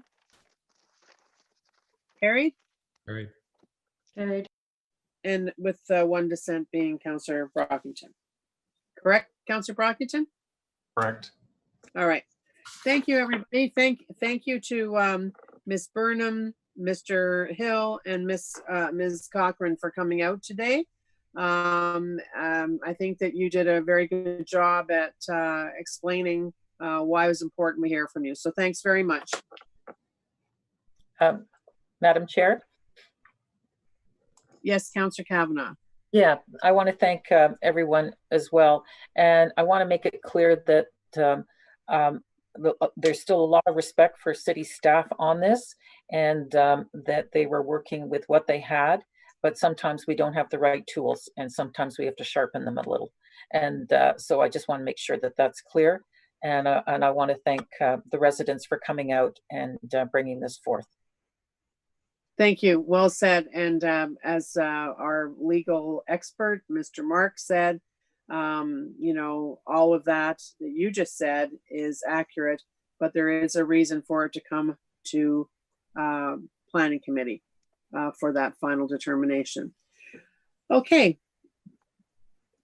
All right, so we'll go on to the next held item, which is 65 Acacia Avenue, and it's a zoning bylaw amendment. We do have someone here, a delegation to Derek Crane. Derek, are you here? We've also had correspondence as noted, including from Derek. Derek, are you on the line? I'm just bringing him in.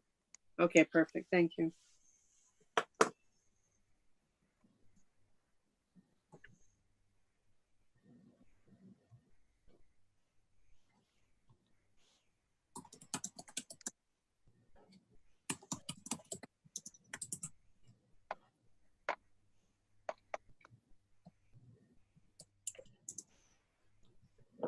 Is he still on mute? Nope, that should be good. Derek, are you there?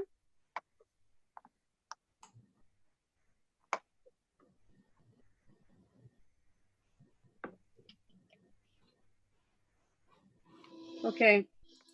Is Richard Colvin on the line or in the bubble? Yes, I am. Hello. Is this Richard? Yes. We're going to go ahead with, we'll go ahead with Richard before Derek then, because, and Derek will get your mic fixed up. So you have 5 minutes, Richard. Go ahead, please. Okay, thanks. So my name's Richard Colvin. I'm the owner of 41 Acacia, which is adjacent to 65 Acacia to the south side. So thank you for hearing my input. So I have some strong objections to the request to rezone 65 Acacia, but relate to the setbacks. And there's kind of two sets of concerns or comments. One relates to its impact on the neighborhood, and secondly, impact on my own property, 41 Acacia. I'd like to note the developer did hold 2 meetings with the community, which are quite well attended. He did make some modifications, but they're relatively minor. And in his comments to the report, our councillor Ralston King suggests that the developer has addressed all of the key areas of concern, but unfortunately that is not really the case. So talk about the impact on the neighborhood. Obviously I live in the neighborhood, so this is sort of related to me as well. So far 67 households have written letters of opposition to this proposal, which is a very high number and reflects deep community concern about this particular project. That includes the Lindonley and Rockcliffe community associations. Why is there so much opposition? I don't know if you can see this, but there's, so it's kind of, there wasn't much notice, so I've done a little map. But basically, okay. Sorry. No, So, actually, just hold it. Yeah, it's perfect. Okay, so we have Beechwood and Putman at the bottom of the hill. This is Lindonley area. And then you have at the top Rideau Terrace, Corona. So basically this is a steep hill coming, this is Acacia here, and the 65 Acacia property. So it's quite an unusual topography. It's a steep hill ascending from this kind of flat plain area. And then it crests at, it's basically like a 2-block stretch, but crests up here. So this is quite it's a leafy green, low-rise neighborhood. Lindonley on the one side of Acacia and Rockcliffe on the other. And these all, the little black dots are all, sorry, this is Acacia here. I've got it backwards from where I'm looking at it. all of these black dots, these are like individual homes. There's some semi-detached and mostly detached, and then you have some apartment buildings at the crest of a hill. But they're 3 stories and they have quite extensive setbacks and they're at the top of the hill. So I think a great deal of a community concern has to do with particular stretch of acacia.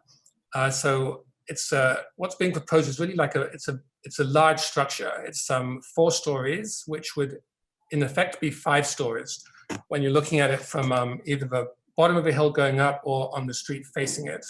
It has ground level parking and then 4 stories above it.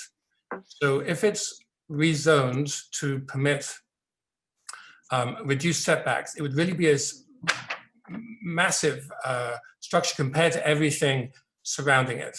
A very large structure without greenery, all the mature trees would be knocked down. So it would really like stick out like a sort of sore thumb in this old, mature, residential, low-rise green neighborhood.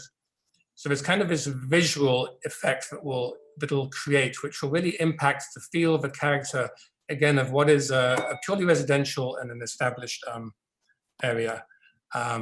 Secondly, I guess because of the hill, things come down here very fast. You're going to have underground parking. There's some safety concerns. Anyway, that's sort of a big chunk of the concerns have to do with simply the scale of this project if the rezoning is allowed. Secondly, across the street is Rockcliffe, which is a heritage neighborhood. And I won't get into the specifics of that because I don't have much time. Leaving aside the neighborhood aspects, and in case of my own property, 65 Acacia, sorry, 41 Acacia, it's on a very narrow lot. So it's so narrow and tight that there's actually a bit of encroachment onto 65 Acacia from a chimney built back in the 50s. So with rezoning to provide relief on the side yard setbacks, I'd have a very big building really right up against my property.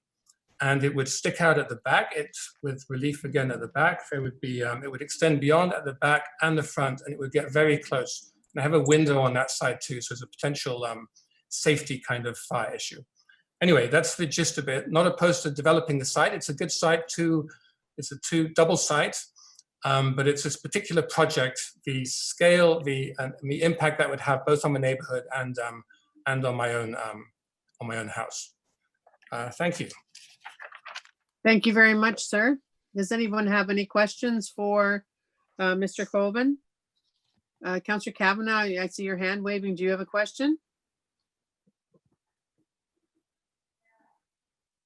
No, sorry, that must have been left over from the last one. Okay, thank you. Well, thank you, Mr. Colvin. Is Derek Crane now available? Derek, are you there? I am here. Is my speaker working? Yes, it is. We can hear you fine. You have 5 minutes, sir. Okay, thank you. And I appreciate the challenge here. I should introduce myself. Thank you, councillors, briefly. I'm a professional architect, graduate of McGill.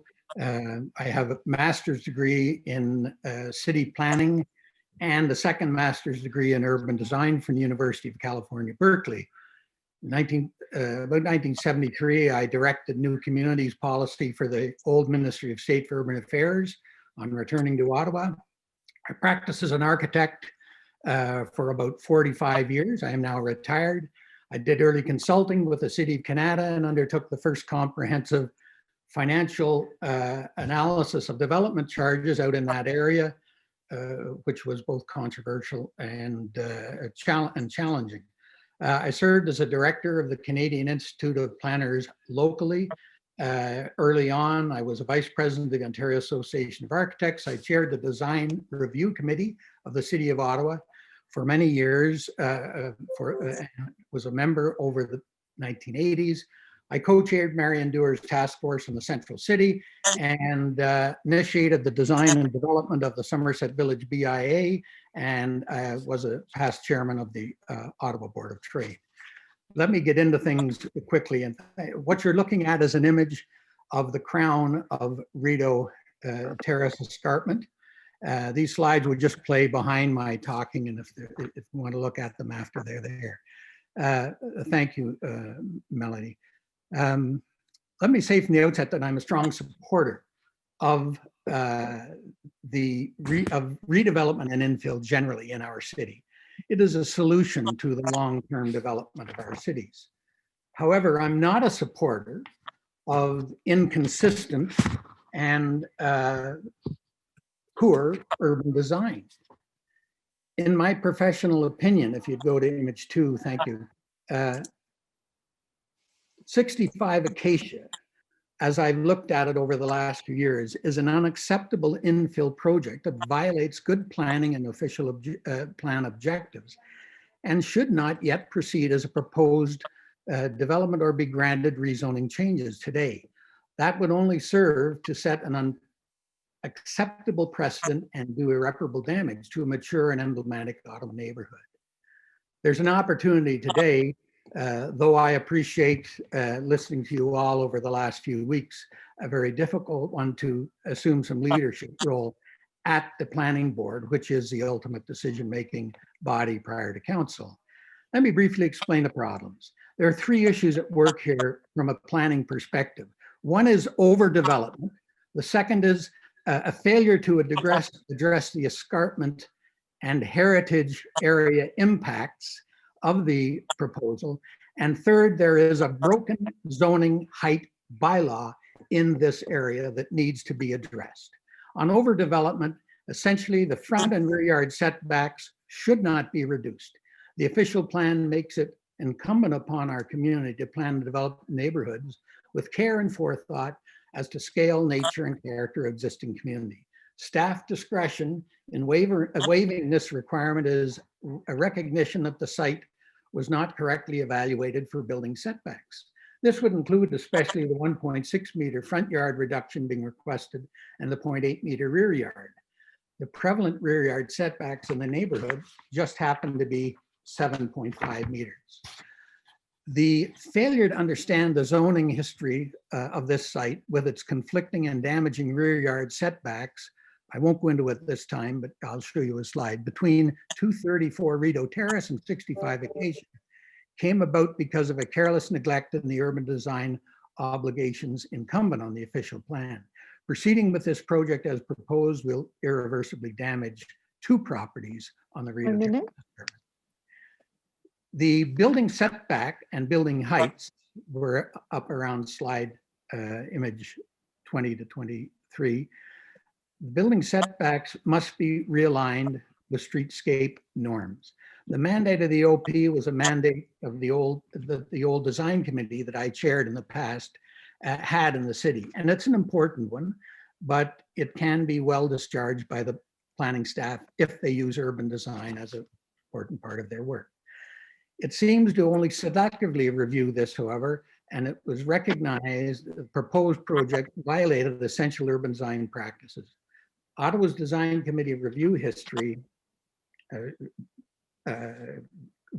shows that the project with heritage area adjacency cannot be viewed in isolation. Up to slide 24, thank you. The broken zoning bylaw that we face today says that the building height must be reduced to a maximum of 4 stories above the sidewalk. The proposal at 65 Acacia was ignored, and it degrades the existence of the significant Rideau Terrace escarpment.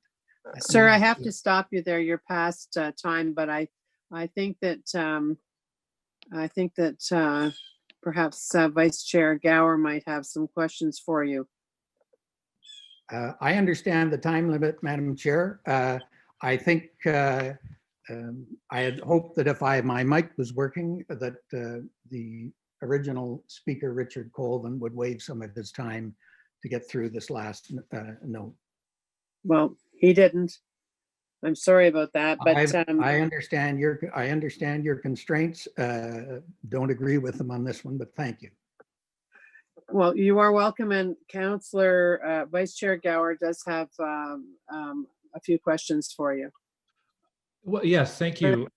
Thank you for the presentation. Although, I mean, there's a lot packed into that in terms of the heritage area, in terms of some of the ongoing process. I wonder, Madam Chair, if it might be better to have staff just comment and address some of the issues that Mr. Green raised there. Yeah, that's not a bad idea. Mr. Diaco, are you there?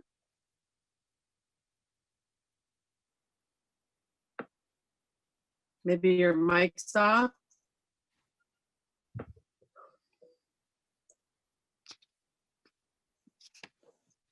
Is our planner there? Hello. Okay, there you are. Thank you, Madam Chair. Yes, thank you. I was just thanking the presenters for their time. I've certainly received correspondence from them over the course of the review of this application.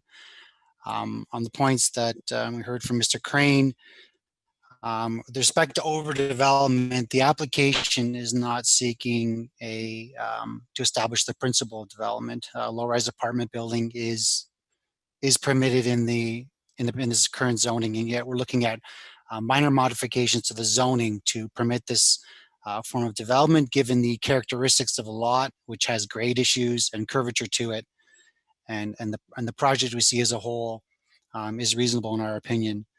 With respect to the escarpment impacts in the abutting heritage district, staff have consulted with heritage staff, and it is not required to conform to the Heritage Conservation District Plan of Rockcliffe.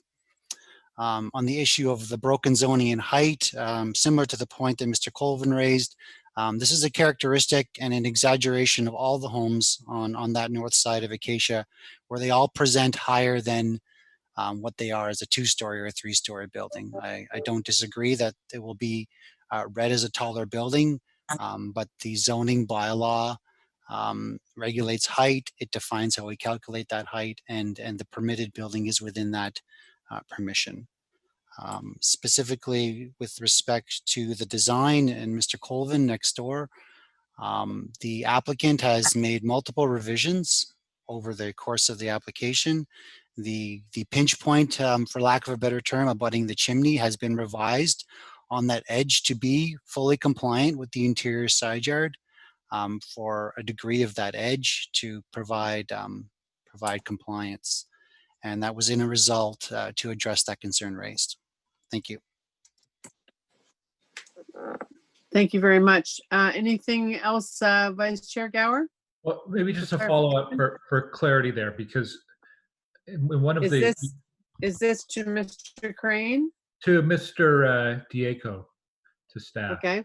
Yeah, I want to make sure we're clear on this, because it's come up in here, and it's come up in some of the delegation emails on this. So this is not part of the Rockcliffe Park Heritage Conservation District, but there was a question about how staff is interpreting adjacent lands versus contiguous lands to heritage area. And can you just clarify how you evaluated that, this application against those guidelines or those rules? Well, thank you. First and foremost, I consulted with heritage staff and asked them bluntly what if this was a required assessment as part of this application, and the answer received was no. As well, in my report, I respond to the provincial policy statement and how it gives direction on adjacency and when we are to assess those heritage districts. But fundamentally, Councillor, I relied on the expertise of our heritage staff, who we work with closely in assessing applications within and abutting districts, and the answer was clearly no. Okay. Thank you, Madam Chair. Thank you. And thank you, Mr. Crane. Now go to Paul Robinson, who's representing PH Robinson Consulting. Are you on the line, sir? Yes, I am. And did you want to speak for 5 minutes or? Sure, no problem. Okay. My name is Paul Robinson, planning consultant for the owners of this property. As Mr. Diaco has indicated, we've worked closely with planning staff over the time period. We've had community meetings, we've had meetings with the councillor. What is before you today is an application for just a number of small modifications to the performance standards in the zoning. It's in an R4P zoning right now. The modifications that we're asking for is, the first is for a front yard setback. The requirement is for 2.5 meters. We're asking for 0.9 of a meter, and that applies to approximately half of the frontage along Acacia. The remainder of the frontage is either at or in excess of 2.5 meters. A lot of that is related to the fact that we have a curved front lot line, and we're having a few indentations in the front facade of the building, which require a modification of the front yard setback. As Mr. Diaco indicated, in terms of the interior side yard setback that abuts the property owner to the south, we have made modifications so that the only portion that is really asking for a modification is the portion of the building closest to the street, and that's from 2.5 to 2 meters. The fourth floor would be 2.5 meters all the way through, and the rear portion of that side yard setback is also zoning compliant at 2.5 meters. The north side yard setback is proposed to be 2 meters throughout, and the fourth floor 2.5 meters. The rear yard lot area, we're asking for a small modification from 126 to 116 square meters, which relates to the request for a reduced rear yard setback from 5.39 meters to 4.6 meters. That is in a pinch point. There are other areas of the rear yard that are at about 5 meters back. That also triggers a rear yard amenity area variance from 120 to 102 square meters. And the final request for a variance on performance standards in the R4 zoning is to have a portion of the driveway in the underground parking to be 5.4 meters wide. We have made modifications over the time to the exterior appearance of the building, in particular the upper level of the building. The building is zoning compliant in terms of height. The height limit in this area is 14.5 meters. Our maximum height is just under 13 meters. We're providing now in the revised plans 7 underground parking spaces. This is in an area where technically the requirement is for 0 for anything under 12 units, and that is the number of units we're asking for. So we're providing more parking than is required. Over time, we have removed a rooftop amenity area, which also created privacy comments, and it also made the building appear taller than it is. And we've made adjustments to the exterior building materials and increased the number of parking spaces. My understanding is that the councillor is in support, and I would also like to seek planning committee support on this application. Thank you very much. Thank you. I would note that both Court Curry and Leslie Collins are available. So Leslie and Court, either one of you, you've been listening to the discussion. Before I go to Councillor Leeper, I see his hand waving. Comments, please.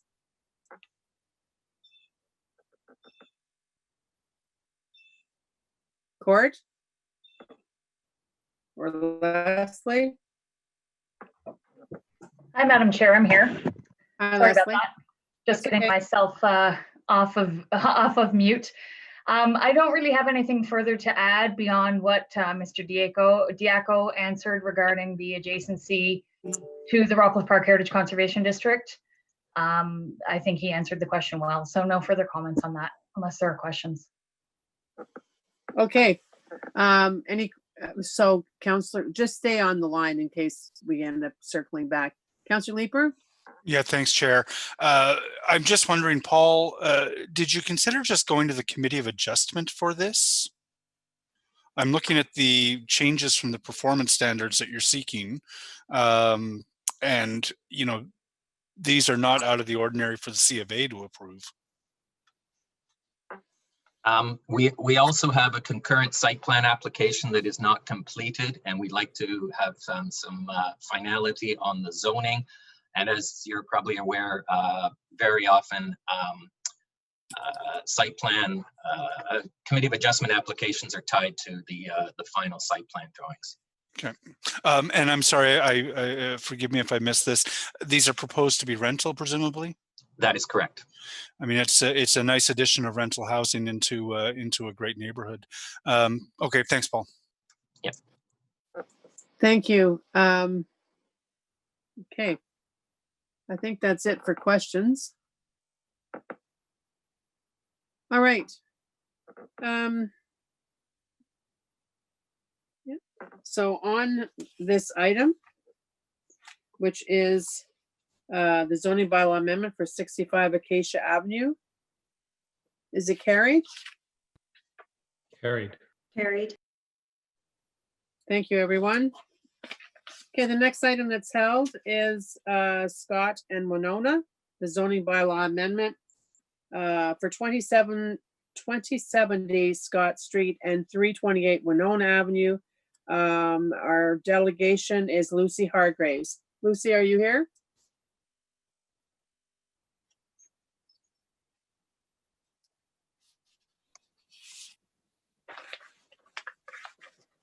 She's just coming on. Okay. Hello. Welcome. Hi, Lucy. Welcome. You have 5 minutes. Great. Thank you so much. Good morning, Madam Chair and committee members. Just wanted to thank you for giving me some time on the agenda today.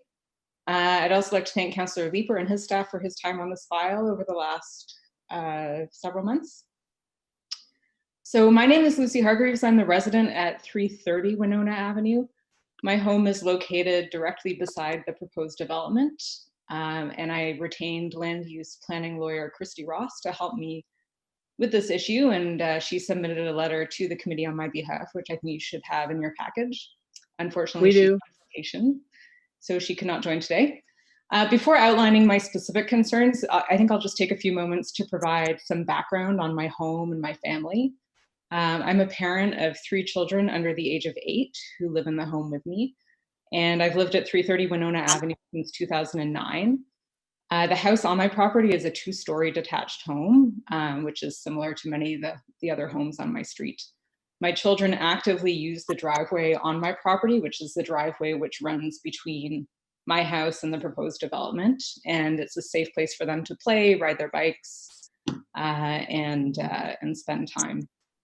My house also includes a rooftop deck on the 2nd story of the north side of my property, and this is just a private area that my family uses to spend time together.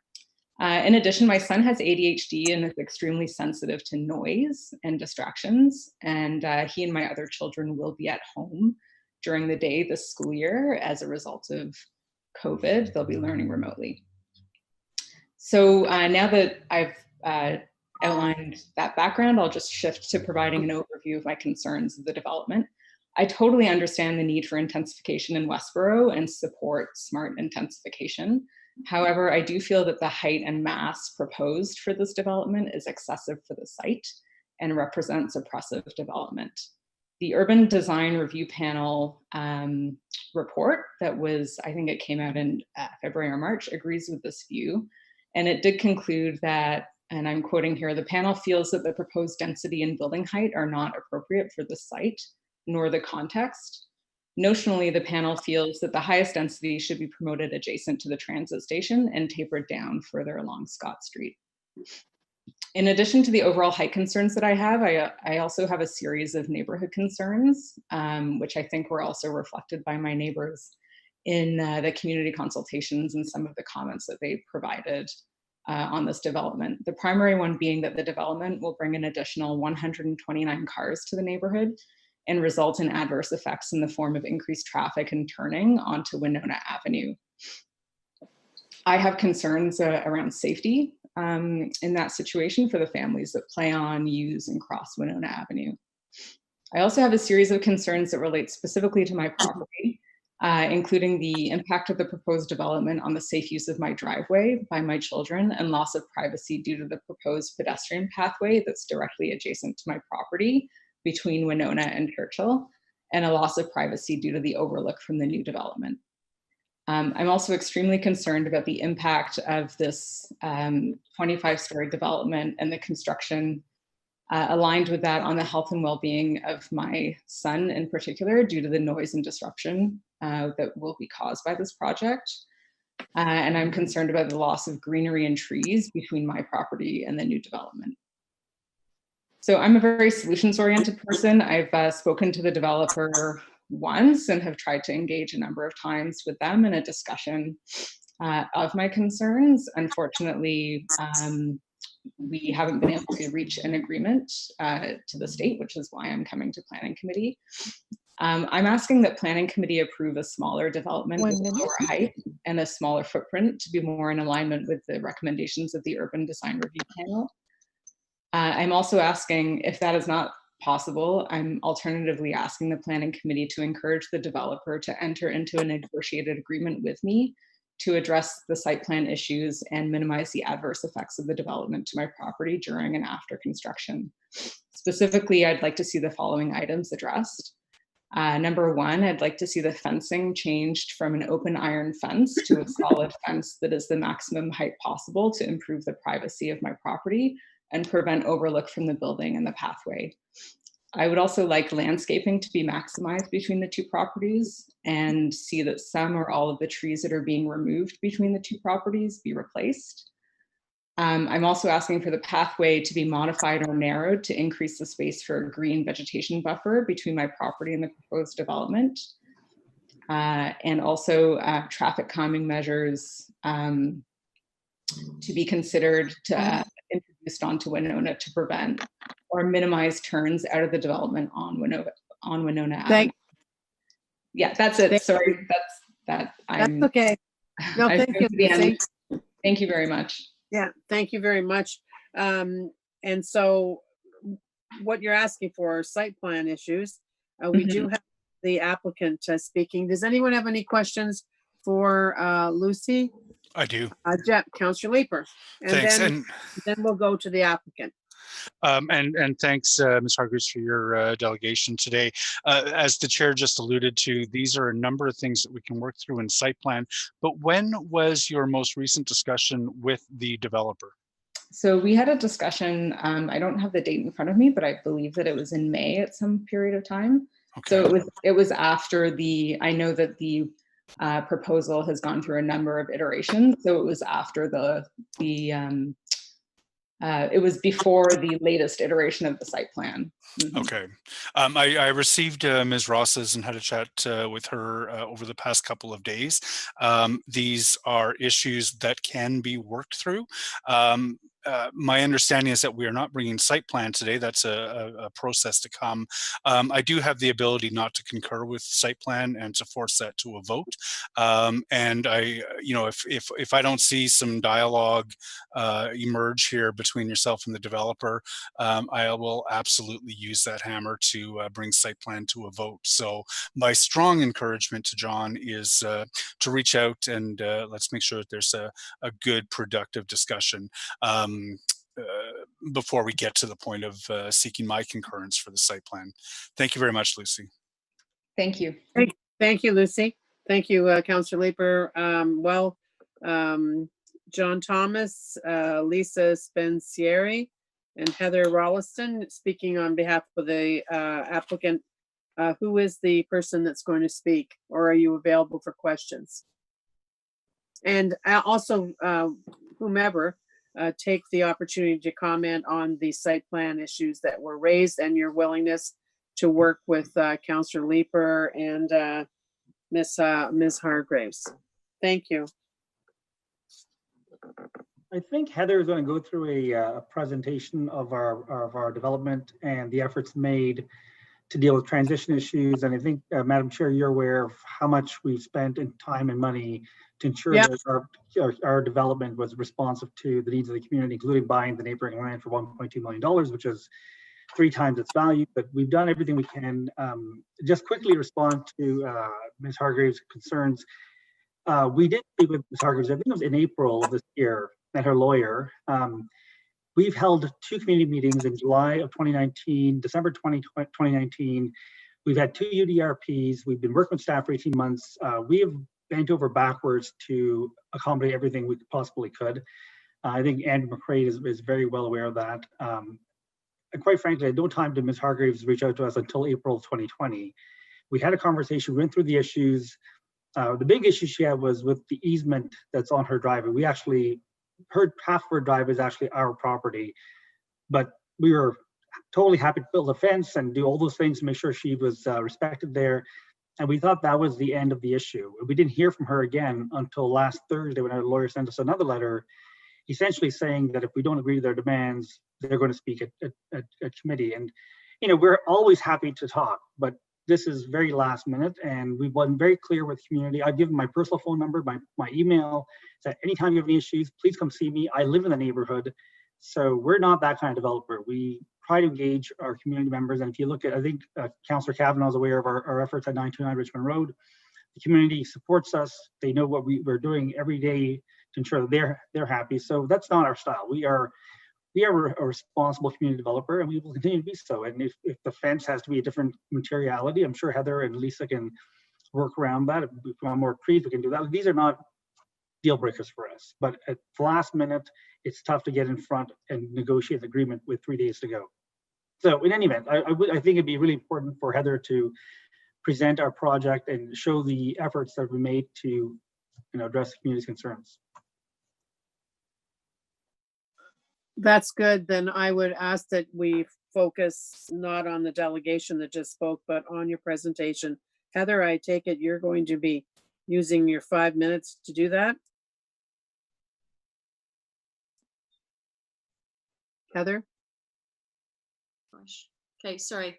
Thank you, Madam Chair. If we could quickly just go to slide number 3 to whoever's operating the, yeah. So on this slide, you'll see that per John's comments a moment ago, we have managed to, sorry, this slide is previewing thank you. Sorry, maybe that was just my computer. Sorry. Anyway, we've managed to, in the last 18 months with respect to negotiations with the city, and we've acquired an additional property on Winona, therefore increasing our frontage on Winona to 39 meters, which gives us a large degree of separation to our proposal. If we can go to the next slide, please. So really, many of the kind of key ingredients come out in our ground floor planning. This is a ground floor plan that you're looking at. So really starting at the corner of Churchill and Scott, we've been quite generous with providing a plaza for the community there and adjacent retail uses, really acknowledging that this is a kind of threshold intersection within the community. That retail does wrap around onto Scott Street, and then you'll see on the north side we have the entrance to the project itself, our lobby, and then adjacent to that, some amenity space that we envision as a kind of WeWork space that also contributes and animates the pedestrian realm. And then turning the corner onto Winona, we have 4 grade-related townhouses that really start to speak to the issues of transition. Proceeding southward down Winona, we've located the entrance to our parking garage, and the massing of our building continues to step down along Winona. And then Mrs. Hargraves, who was just speaking, noted the pedestrian mid-block connection that has been an important aspect to the proposal with respect to our presentations at the UDRP and committee. So we're proposing a pedestrian through block connection between Winona and Churchill that acts as an additional buffer to the project. If we can go to the next slide, please.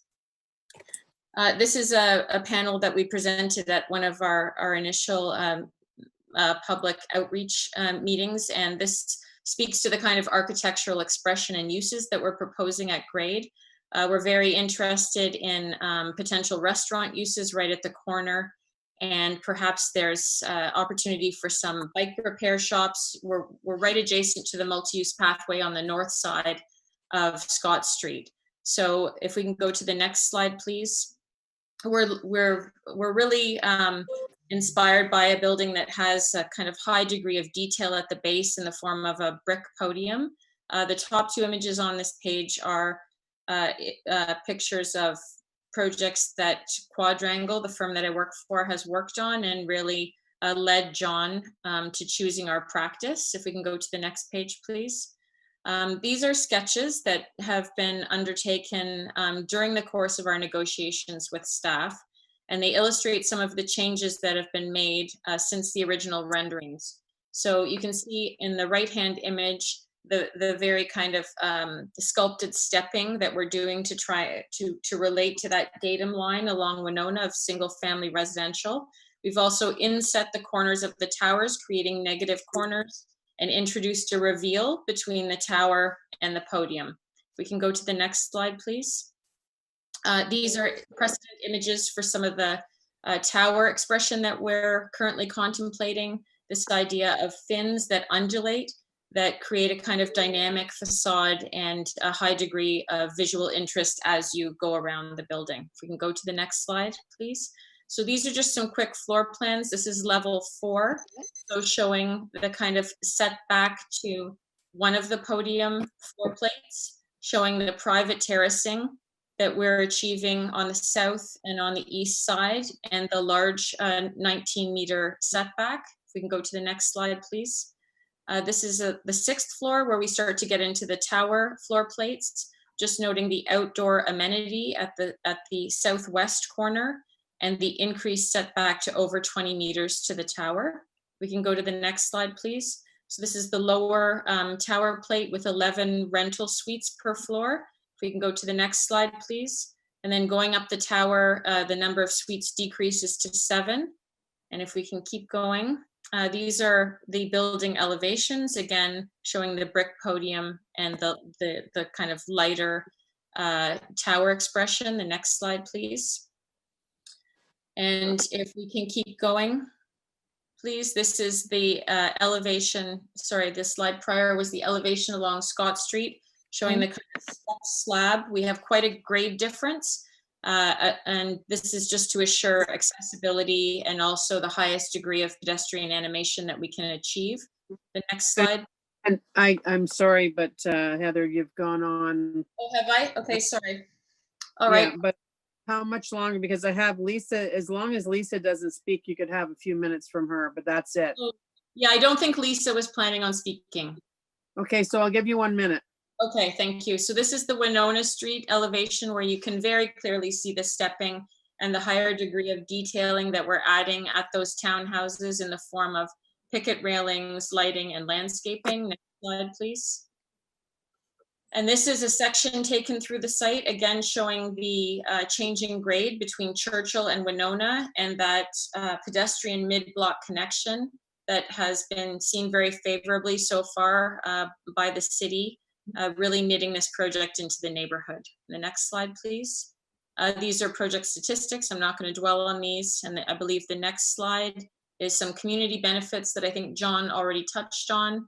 The pedestrian mid-block connection and the plaza. And then this is an outdated rendering before we actually incorporated some of the revisions that the city has requested and that we've been negotiating, but it shows the kind of general intent and expression of the architecture. And that's the end. Thank you. Thank you very much. Hang on, I'm just going to look at my, just a minute. Let's see anybody wanting to ask questions. So that's good. Good presentation. Thank you very much. All right. So on the zoning bylaw amendment for 2070 Scott Street. Sorry, Jen, comments? I asked, and you weren't. I didn't have questions for the applicants, but normally we turn to the motion. That's fine. So this is an interesting one, colleagues. I have actually been vacillating on this. I want to congratulate John for taking some fairly extraordinary steps to help this project breathe a lot better on the site. When this was first brought to the community, it was a much more of an imposition in terms of the architecture. It was very what we used to call, I guess, a landscraper. It was just very wide and blunt. And as a result of a very expensive acquisition, he and his architects have been able to bring forward something that is certainly much more attractive. In my comments on this application. I wrote that I am opposing it because I think as a city we can do better. And I wrote in those comments that particularly with respect to affordable housing and with respect to trying to really reduce the amount of parking that is available right next to the Westboro LRT station, you know, I think as a city we can be demanding better. I'm looking forward to seeing what the final architectural expression of this building is. Today we're approving a building envelope. I hope that the building looks as good as it does, and I was excited to see what they're doing in Catherine's ward at the Lion and Bay site. But I would note, you know, as a result of the Section 37, it's going to put $600,000 of that I've asked to be put into our ward affordable housing fund. That fund is starting to come into play to start to achieve some affordable housing in the ward. And I've also asked that around $200,000 be used for traffic calming. So to Ms. Hargreaves' point about the in and out and traffic, I think we're actually going to be able to do some good things about mitigating with a really deep traffic calming envelope associated with this project when it moves ahead. I do think we need to be asking for more on affordable housing, asking for more on design, asking more in terms of making sure that it has as few parking spots as possible right next to Westboro LRT station. I'm not fighting the height, I'm not fighting the density on this one, but I do wish that along Scott Street, which is an amazing neighborhood as you get into Westboro, that we were demanding better of developers. So I'll be opposing this one, but I do recognize that it triggers affordable housing money, it triggers traffic calming money. They are showing us some interesting architecture, and they've made significant strides toward making it a building that breathes on the site as opposed to the first one that we saw. My big thanks to city staff for pushing the developer, particularly on that front. So I will leave it there. Thanks, Chair. Thank you. Okay, I'm going to call for yays and nays, please, on 2070 Scott Street and 328 Winona Avenue zoning bylaw amendment. Councillor Dudas. Yes. Councillor Tierney. Yes. Councillor Shirelli. Councillor Leeper. No. Councillor Brockington. Yes. Councillor Moffat. Yes. Councillor Hubley. As I said, he's probably stepped up for about 10 minutes. Chair El Shantiri. And Vice Chair Gower. Did I say you, Scott? Did I say Councillor Moffat? Yeah. Vice Chair Gower. Yes. Okay, and myself, yes. So that is carried with one opposition from the ward councillor. Thank you, everyone. So our last, and thank you to the applicant as well for coming out, and for Ms. Hargraves for coming out. Thanks a lot. Thank you. Okay, so the next, the last item, as far as I can see, that's up today that has been held is zoning bylaw amendment for 339, 343 Gloucester Street. And Vice Chair Gower has a technical motion to clarify the content of document 2. I do. Just wait for it to go up on the screen. Okay, whereas an application for a new 21-story high-rise apartment building will be considered by the Planning Committee today, and whereas the report zoning bylaw amendment 339-343 Gloucester Street proposes an amendment to the building performance standards, and whereas a more detailed wording of certain provisions is recommended to ensure clarity in the interpretation of the new performance standards with no material changes to the drawing submitted. Therefore, be it resolved that Planning Committee recommend to Council that the following changes be made to document 2. They are on the screen, so I will not read all those. And be it further resolved that pursuant to the Planning Act subsection 3417, no further notice be given. Good. So on the technical amendment, is that carried? Carried. Carried. And on the report 339 to 343, oh, no, I can't go to that, sorry. Good try, Jan. It's 12:03, so I'm not even going to ask you whether we need to take a break for lunch at 12:30 because we have 3 speakers of their delegations, and then we have the applicant is here as well. Sorry about that. Linda Williams, followed by Jeff Rogers and Mandana Gadaxes. So Linda Williams, are you here? Have you hung in with us this long? I see Mandana's there. Yeah, I'm unmuted now. Perfect, thank you. Everybody has 5 minutes each to speak. Thank you very much for the opportunity to speak with you today. I live on the 19th floor of 470 Laurier Avenue West. My apartment is on the south side of the building and faces the north side of the proposed 21-story building.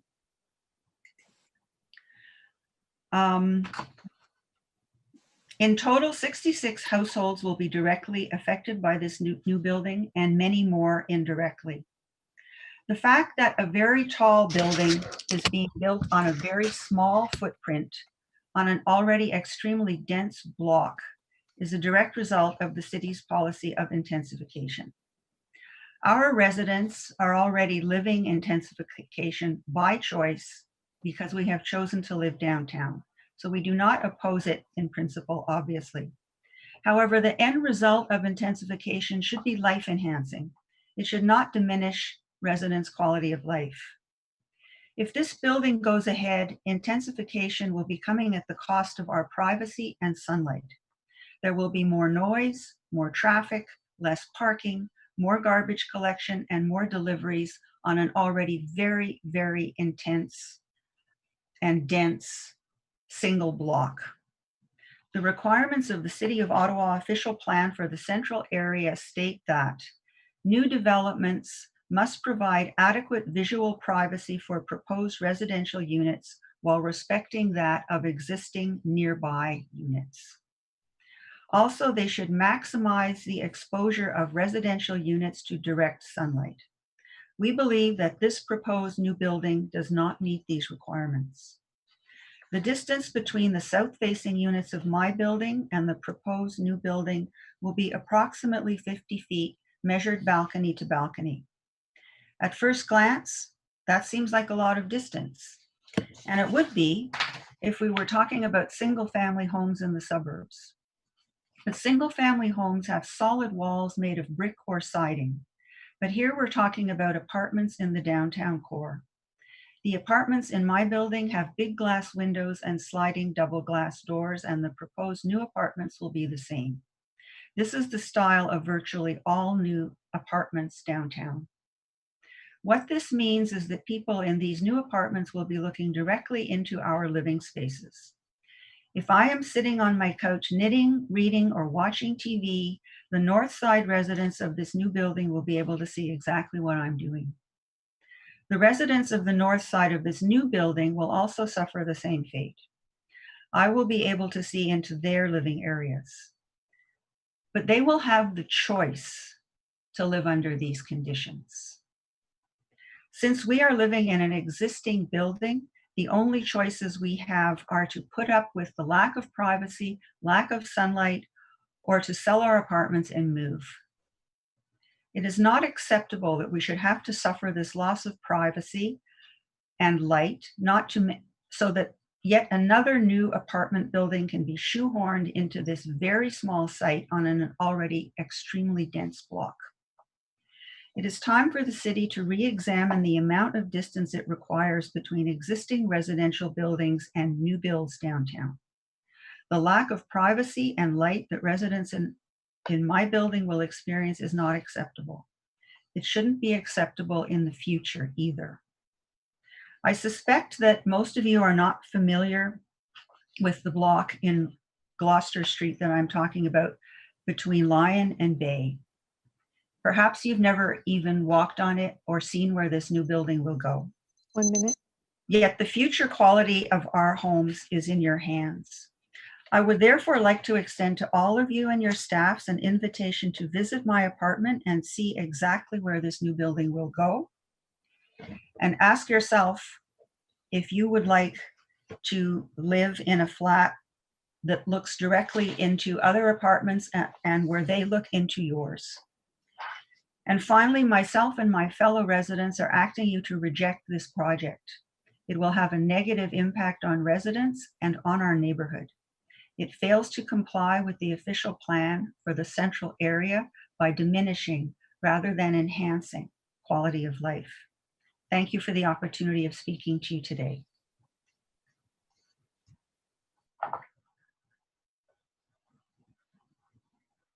There you go. Thank you very much, Linda. I'll just check to see. Thank you for coming out today. My next speaker is Jeff Rogers. Jeff, are you here? I am here. See you. Hello. Hello. Well, thank you. Respected councillors, I thank you for the opportunity to speak, your time, and your attention. I apologize if I look down. I have notes that I'm following. I do only have 5 minutes, so I'll ask you to refer to the lengthier correspondence that I sent in response to the notice. In brief, this is the wrong building in the wrong place at the wrong time. If it must be built, it should be built within the existing rules. Make no mistake, this is a profit-driven construction, which is not inherently wrong. That's how our society works. But it does have a negative impact on the existing community.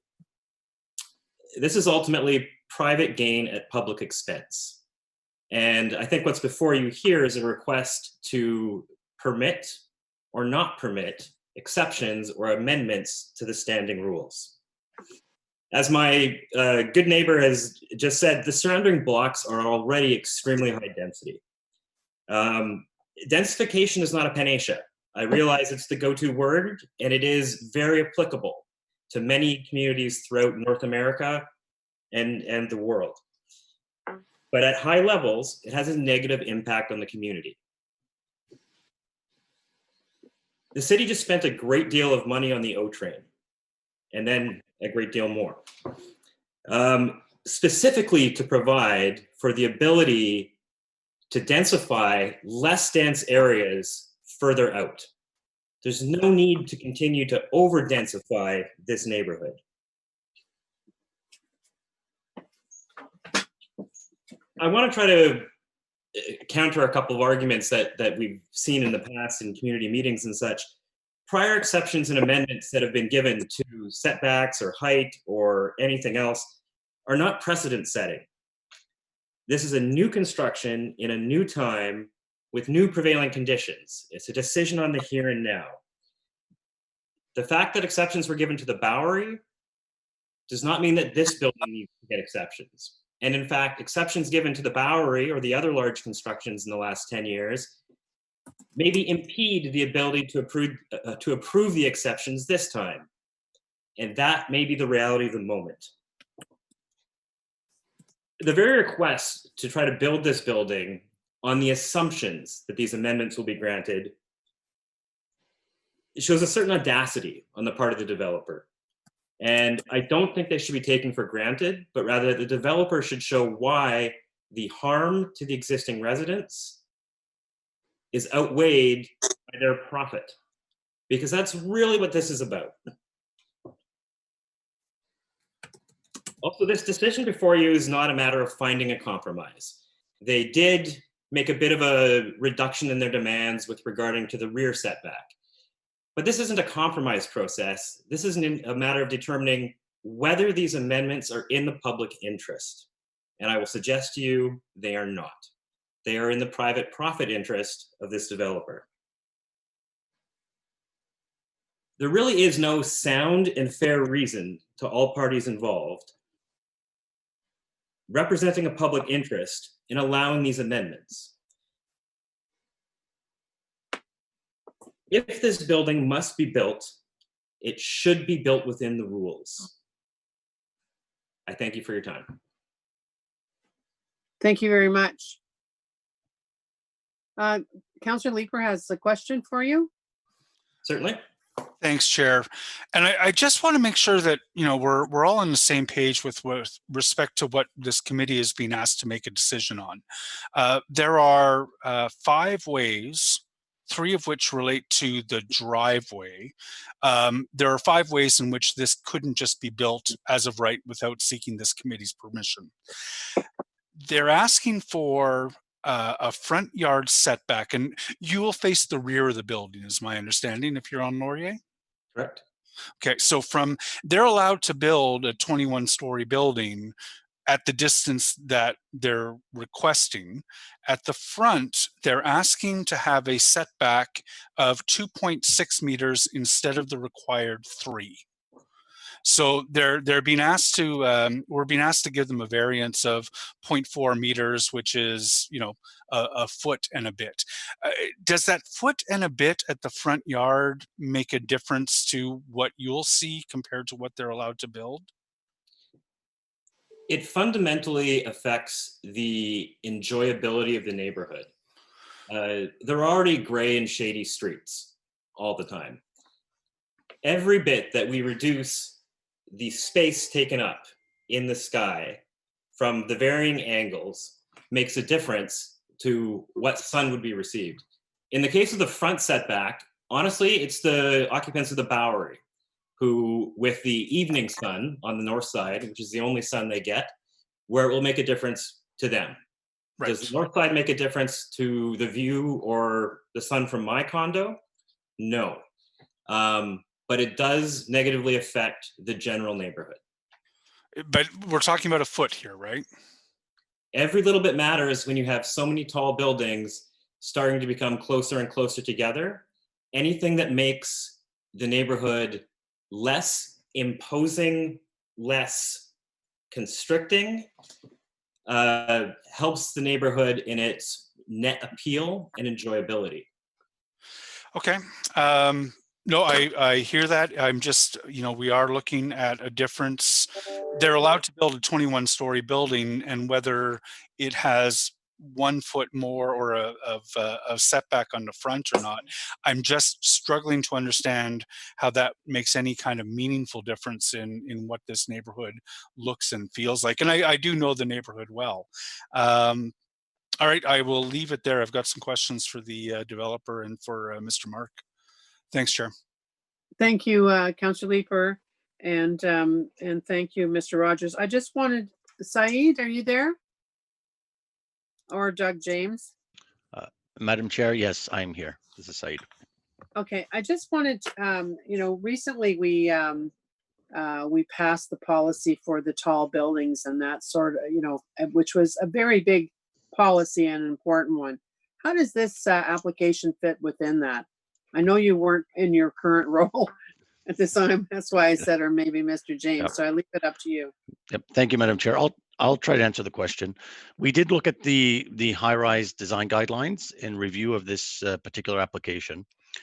With respect to the neighboring properties to the east and the west, to the east, there's a 5-story parking garage, which is part of the 23-story condominium that faces Laurier Avenue to the north of this property. So we felt that that site was wide enough, if it were to be redeveloped in the future, to generally meet the separation guidelines, you know, for high-rise development. The property to the west is an 8-story residential building. And there was some discussion about looking at a limiting distance agreement there. However, we thought, again, that it was you know, not really necessary in that case. And if that site were to be redeveloped to be a high-rise building, that there was sufficient room to meet the intent of the guidelines. So we did take those into consideration. The distance between the building to the north and the subject property is approximately 20 meters. And given that the site itself has a very, you know, modest, well, I shouldn't say modest, it's a 350 square meter base plate, it's going to result in a fairly slender building on the site. So when we look at the guidelines, that's going to cover about 25% of the building to the north, which falls within our view more or less to be consistent with the high-rise design guidelines. Good, thank you very much. I appreciate that information. So our next speaker is Mandana Gadaxas. I probably crucified your name, Mandana. I saw you on the screen. Go ahead, you have 5 minutes.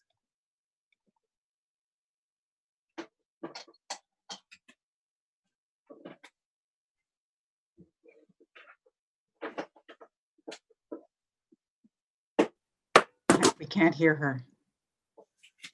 You're on mute. Is that okay? Can you hear me now? Yes, we can. Okay.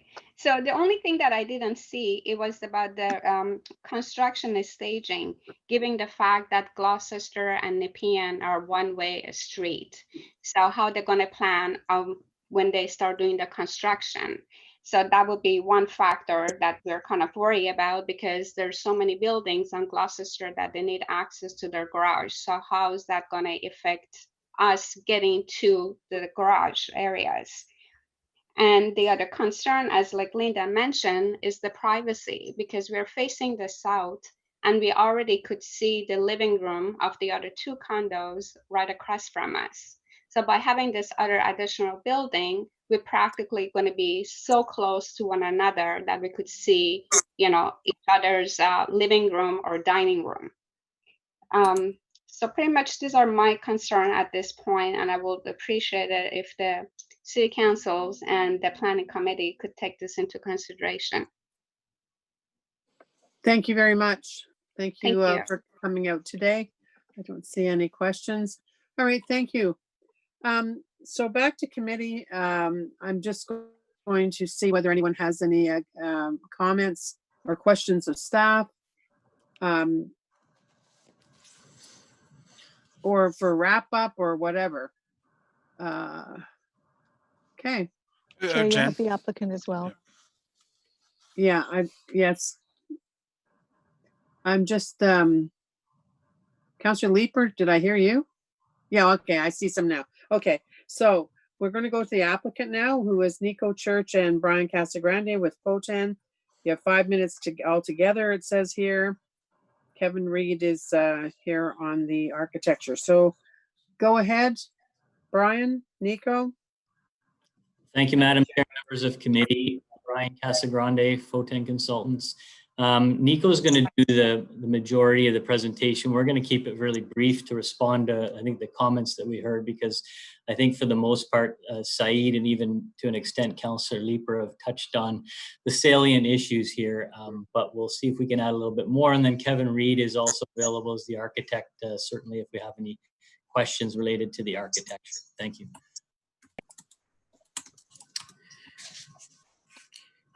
Good afternoon, Madam Chair and members of committee. Hello? Hello, can you hear me? Yes, we can. Thank you. Okay, wonderful. So my presentation will be speaking primarily to the existing context of the site and surrounding properties, the proposed development and the requested amendments, and how they fit in, again, within the existing policy. So next slide, please. So the properties on the north side of Gloucester Street in the central area. It's located just about 300 meters south from the Lion LRT station, and the current use is a 2.5-story residential use building. Looking at the surrounding area, to the north is the condo building fronting onto Laurier, which I believe is a 22-story high-rise. To the east, in the photo on the left, you'll notice the 5-story parking garage that Said referred to earlier, and that is part of the condo building lands. To the west is an 8-story mid-rise apartment building, and between the apartment building and the subject property are associated surface and underground parking facilities. To the south of the property are 3 high-rise apartment buildings with very little in the way of separation distance. And this is something that you see in this part of the city, where there's many examples of high-rise buildings that are built very close to each other. Another example is on the next slide. And it's actually, again, the 470 Laurier condo building. So this is looking south from Laurier. Right beside the condo building to the left is another high-rise apartment building. So again, this is, we're looking at a context where there are several existing examples of high-rise buildings that are built close to each other. In terms of the policy and zoning, very quickly, the official plan, the central area secondary plan, as well as the zoning bylaw, all permit a high-rise apartment building. And I'll quickly note the zoning bylaw here does denote a height limit of 64 meters. We are not proposing to go over that height limit. So the proposed development is a 21-story high-rise apartment building with 115 units. We're proposing only 12 underground vehicle parking spaces due to the proximity to LRT. At the same time, we're also proposing more than one bicycle parking space per unit, most of which will be located indoors, sheltered for convenient use and storage by the residents. I would also like to note, sorry, previous slide, the rear yard setback of 7.9 meters. The initial ask was for 6 meters. The current zoning permits a 7.5 meter rear yard setback. We initially asked for 6 meters. After consultation with the residents of the building to the north, we decided to shorten the building and move it forward in order to provide and actually exceed the rear yard setback of 7.5 meters. So the requested amendments that we're asking for, next slide, thank you, is that reduced front yard setback in order to meet the separation guidelines between this property and the condo building to the north. And there's actually a 20-meter separation distance between the two, which does meet the high-rise guidelines in the central area. We're also asking for reduced interior side yard setbacks of 1.2 meters, where the existing zoning is for 1.5 meters, and then after the first 21 meters is 6 meters. So we're asking for about a foot on each side, and then further back for a couple meters, a little bit of a wider building. From an external view, this will not create a big difference, but internally will result in great improvements to the functionality and the livability of the building. We understand that these are not very big separation distances between the building and the east and west interior side yard setbacks, but given the existing context of non-sensitive uses to the east and the west, again, the parking structure as well as the surface and underground parking of the building to the west, we do believe that there will be a much lesser impact. And again, we don't see the uses being redeveloped anytime soon. So at this, Nico, that's your time? Yeah, I was just going to invite any questions. I was done there. Thank you. Yeah, great, thanks. And so I see Councillor Leeper, are you waving for questions? Yep. Okay, go ahead. And it's the same question I asked a previous applicant. Why is this in front of our committee rather than the Committee of Adjustment? The changes from the performance standards seem so minor. I'm going to let Brian answer that. Councillor, I'd be happy to answer that question. I guess I'm trying to be sensitive on this one. You know, it's something that as a development industry we've been struggling with because I'll be honest, the Committee of Adjustment has been extremely unpredictable for the industry as a whole. And we've sort of reached a point of much more comfort level when city planning staff are able to take us through a process like this and, you know, provide a comprehensive report and presentation. Left to our own devices at the Committee of Adjustment, it's just fraught with much more unpredictability, and, you know, to our clients, the burden of spending a little bit more money, quite honestly, and a little bit more time for us to have, you know, I guess our colleagues at the city to see the policies the way we do, we think is a more valuable and reliable process. No, and I expected and appreciate that answer, Brian. The Committee of Adjustment dealing with minor variances should be a very predictable body. I wish that our zoning bylaw was absolutely up to date and that it would provide the certainty that everyone is seeking.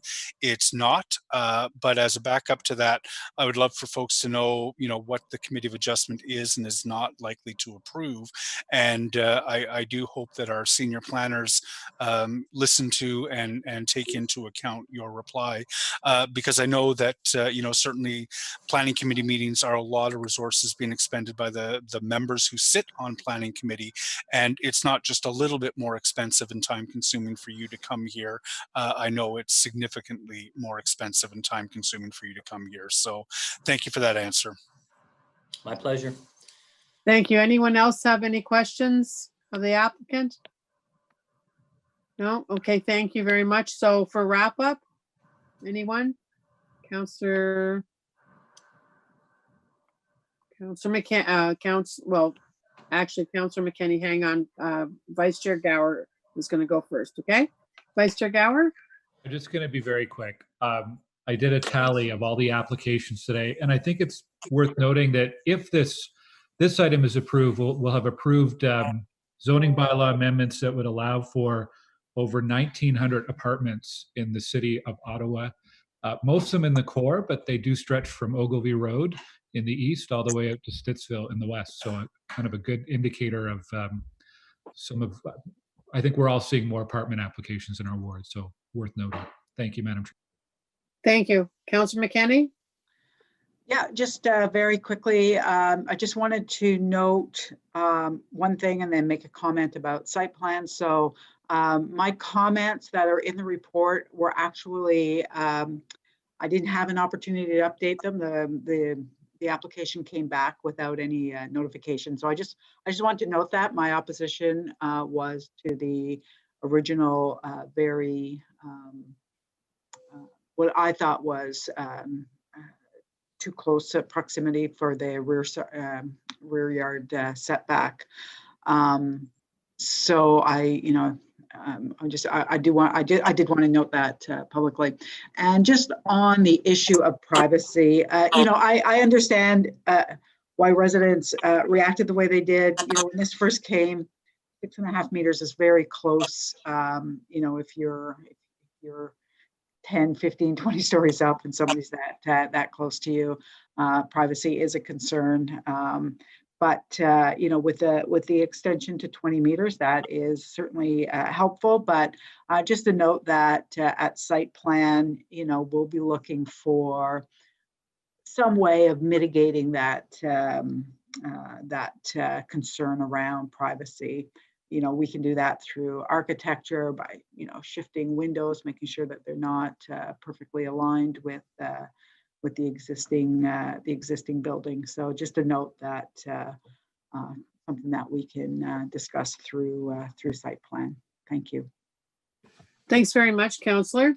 Don't see anyone else. So on the zoning bylaw amendment for 339 343 Gloucester Street, we already voted on the technical amendment. So on the item as amended. Carried. Carried. Thank you very much. Okay. Miss Duffany, I think I've lost all the rest of my sheets, but I think we're at the end, correct? We are. Okay. So are there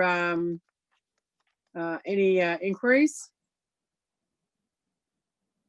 Any notices of motion? Any new business? Well then, folks, we are going to get together again on September the 10th.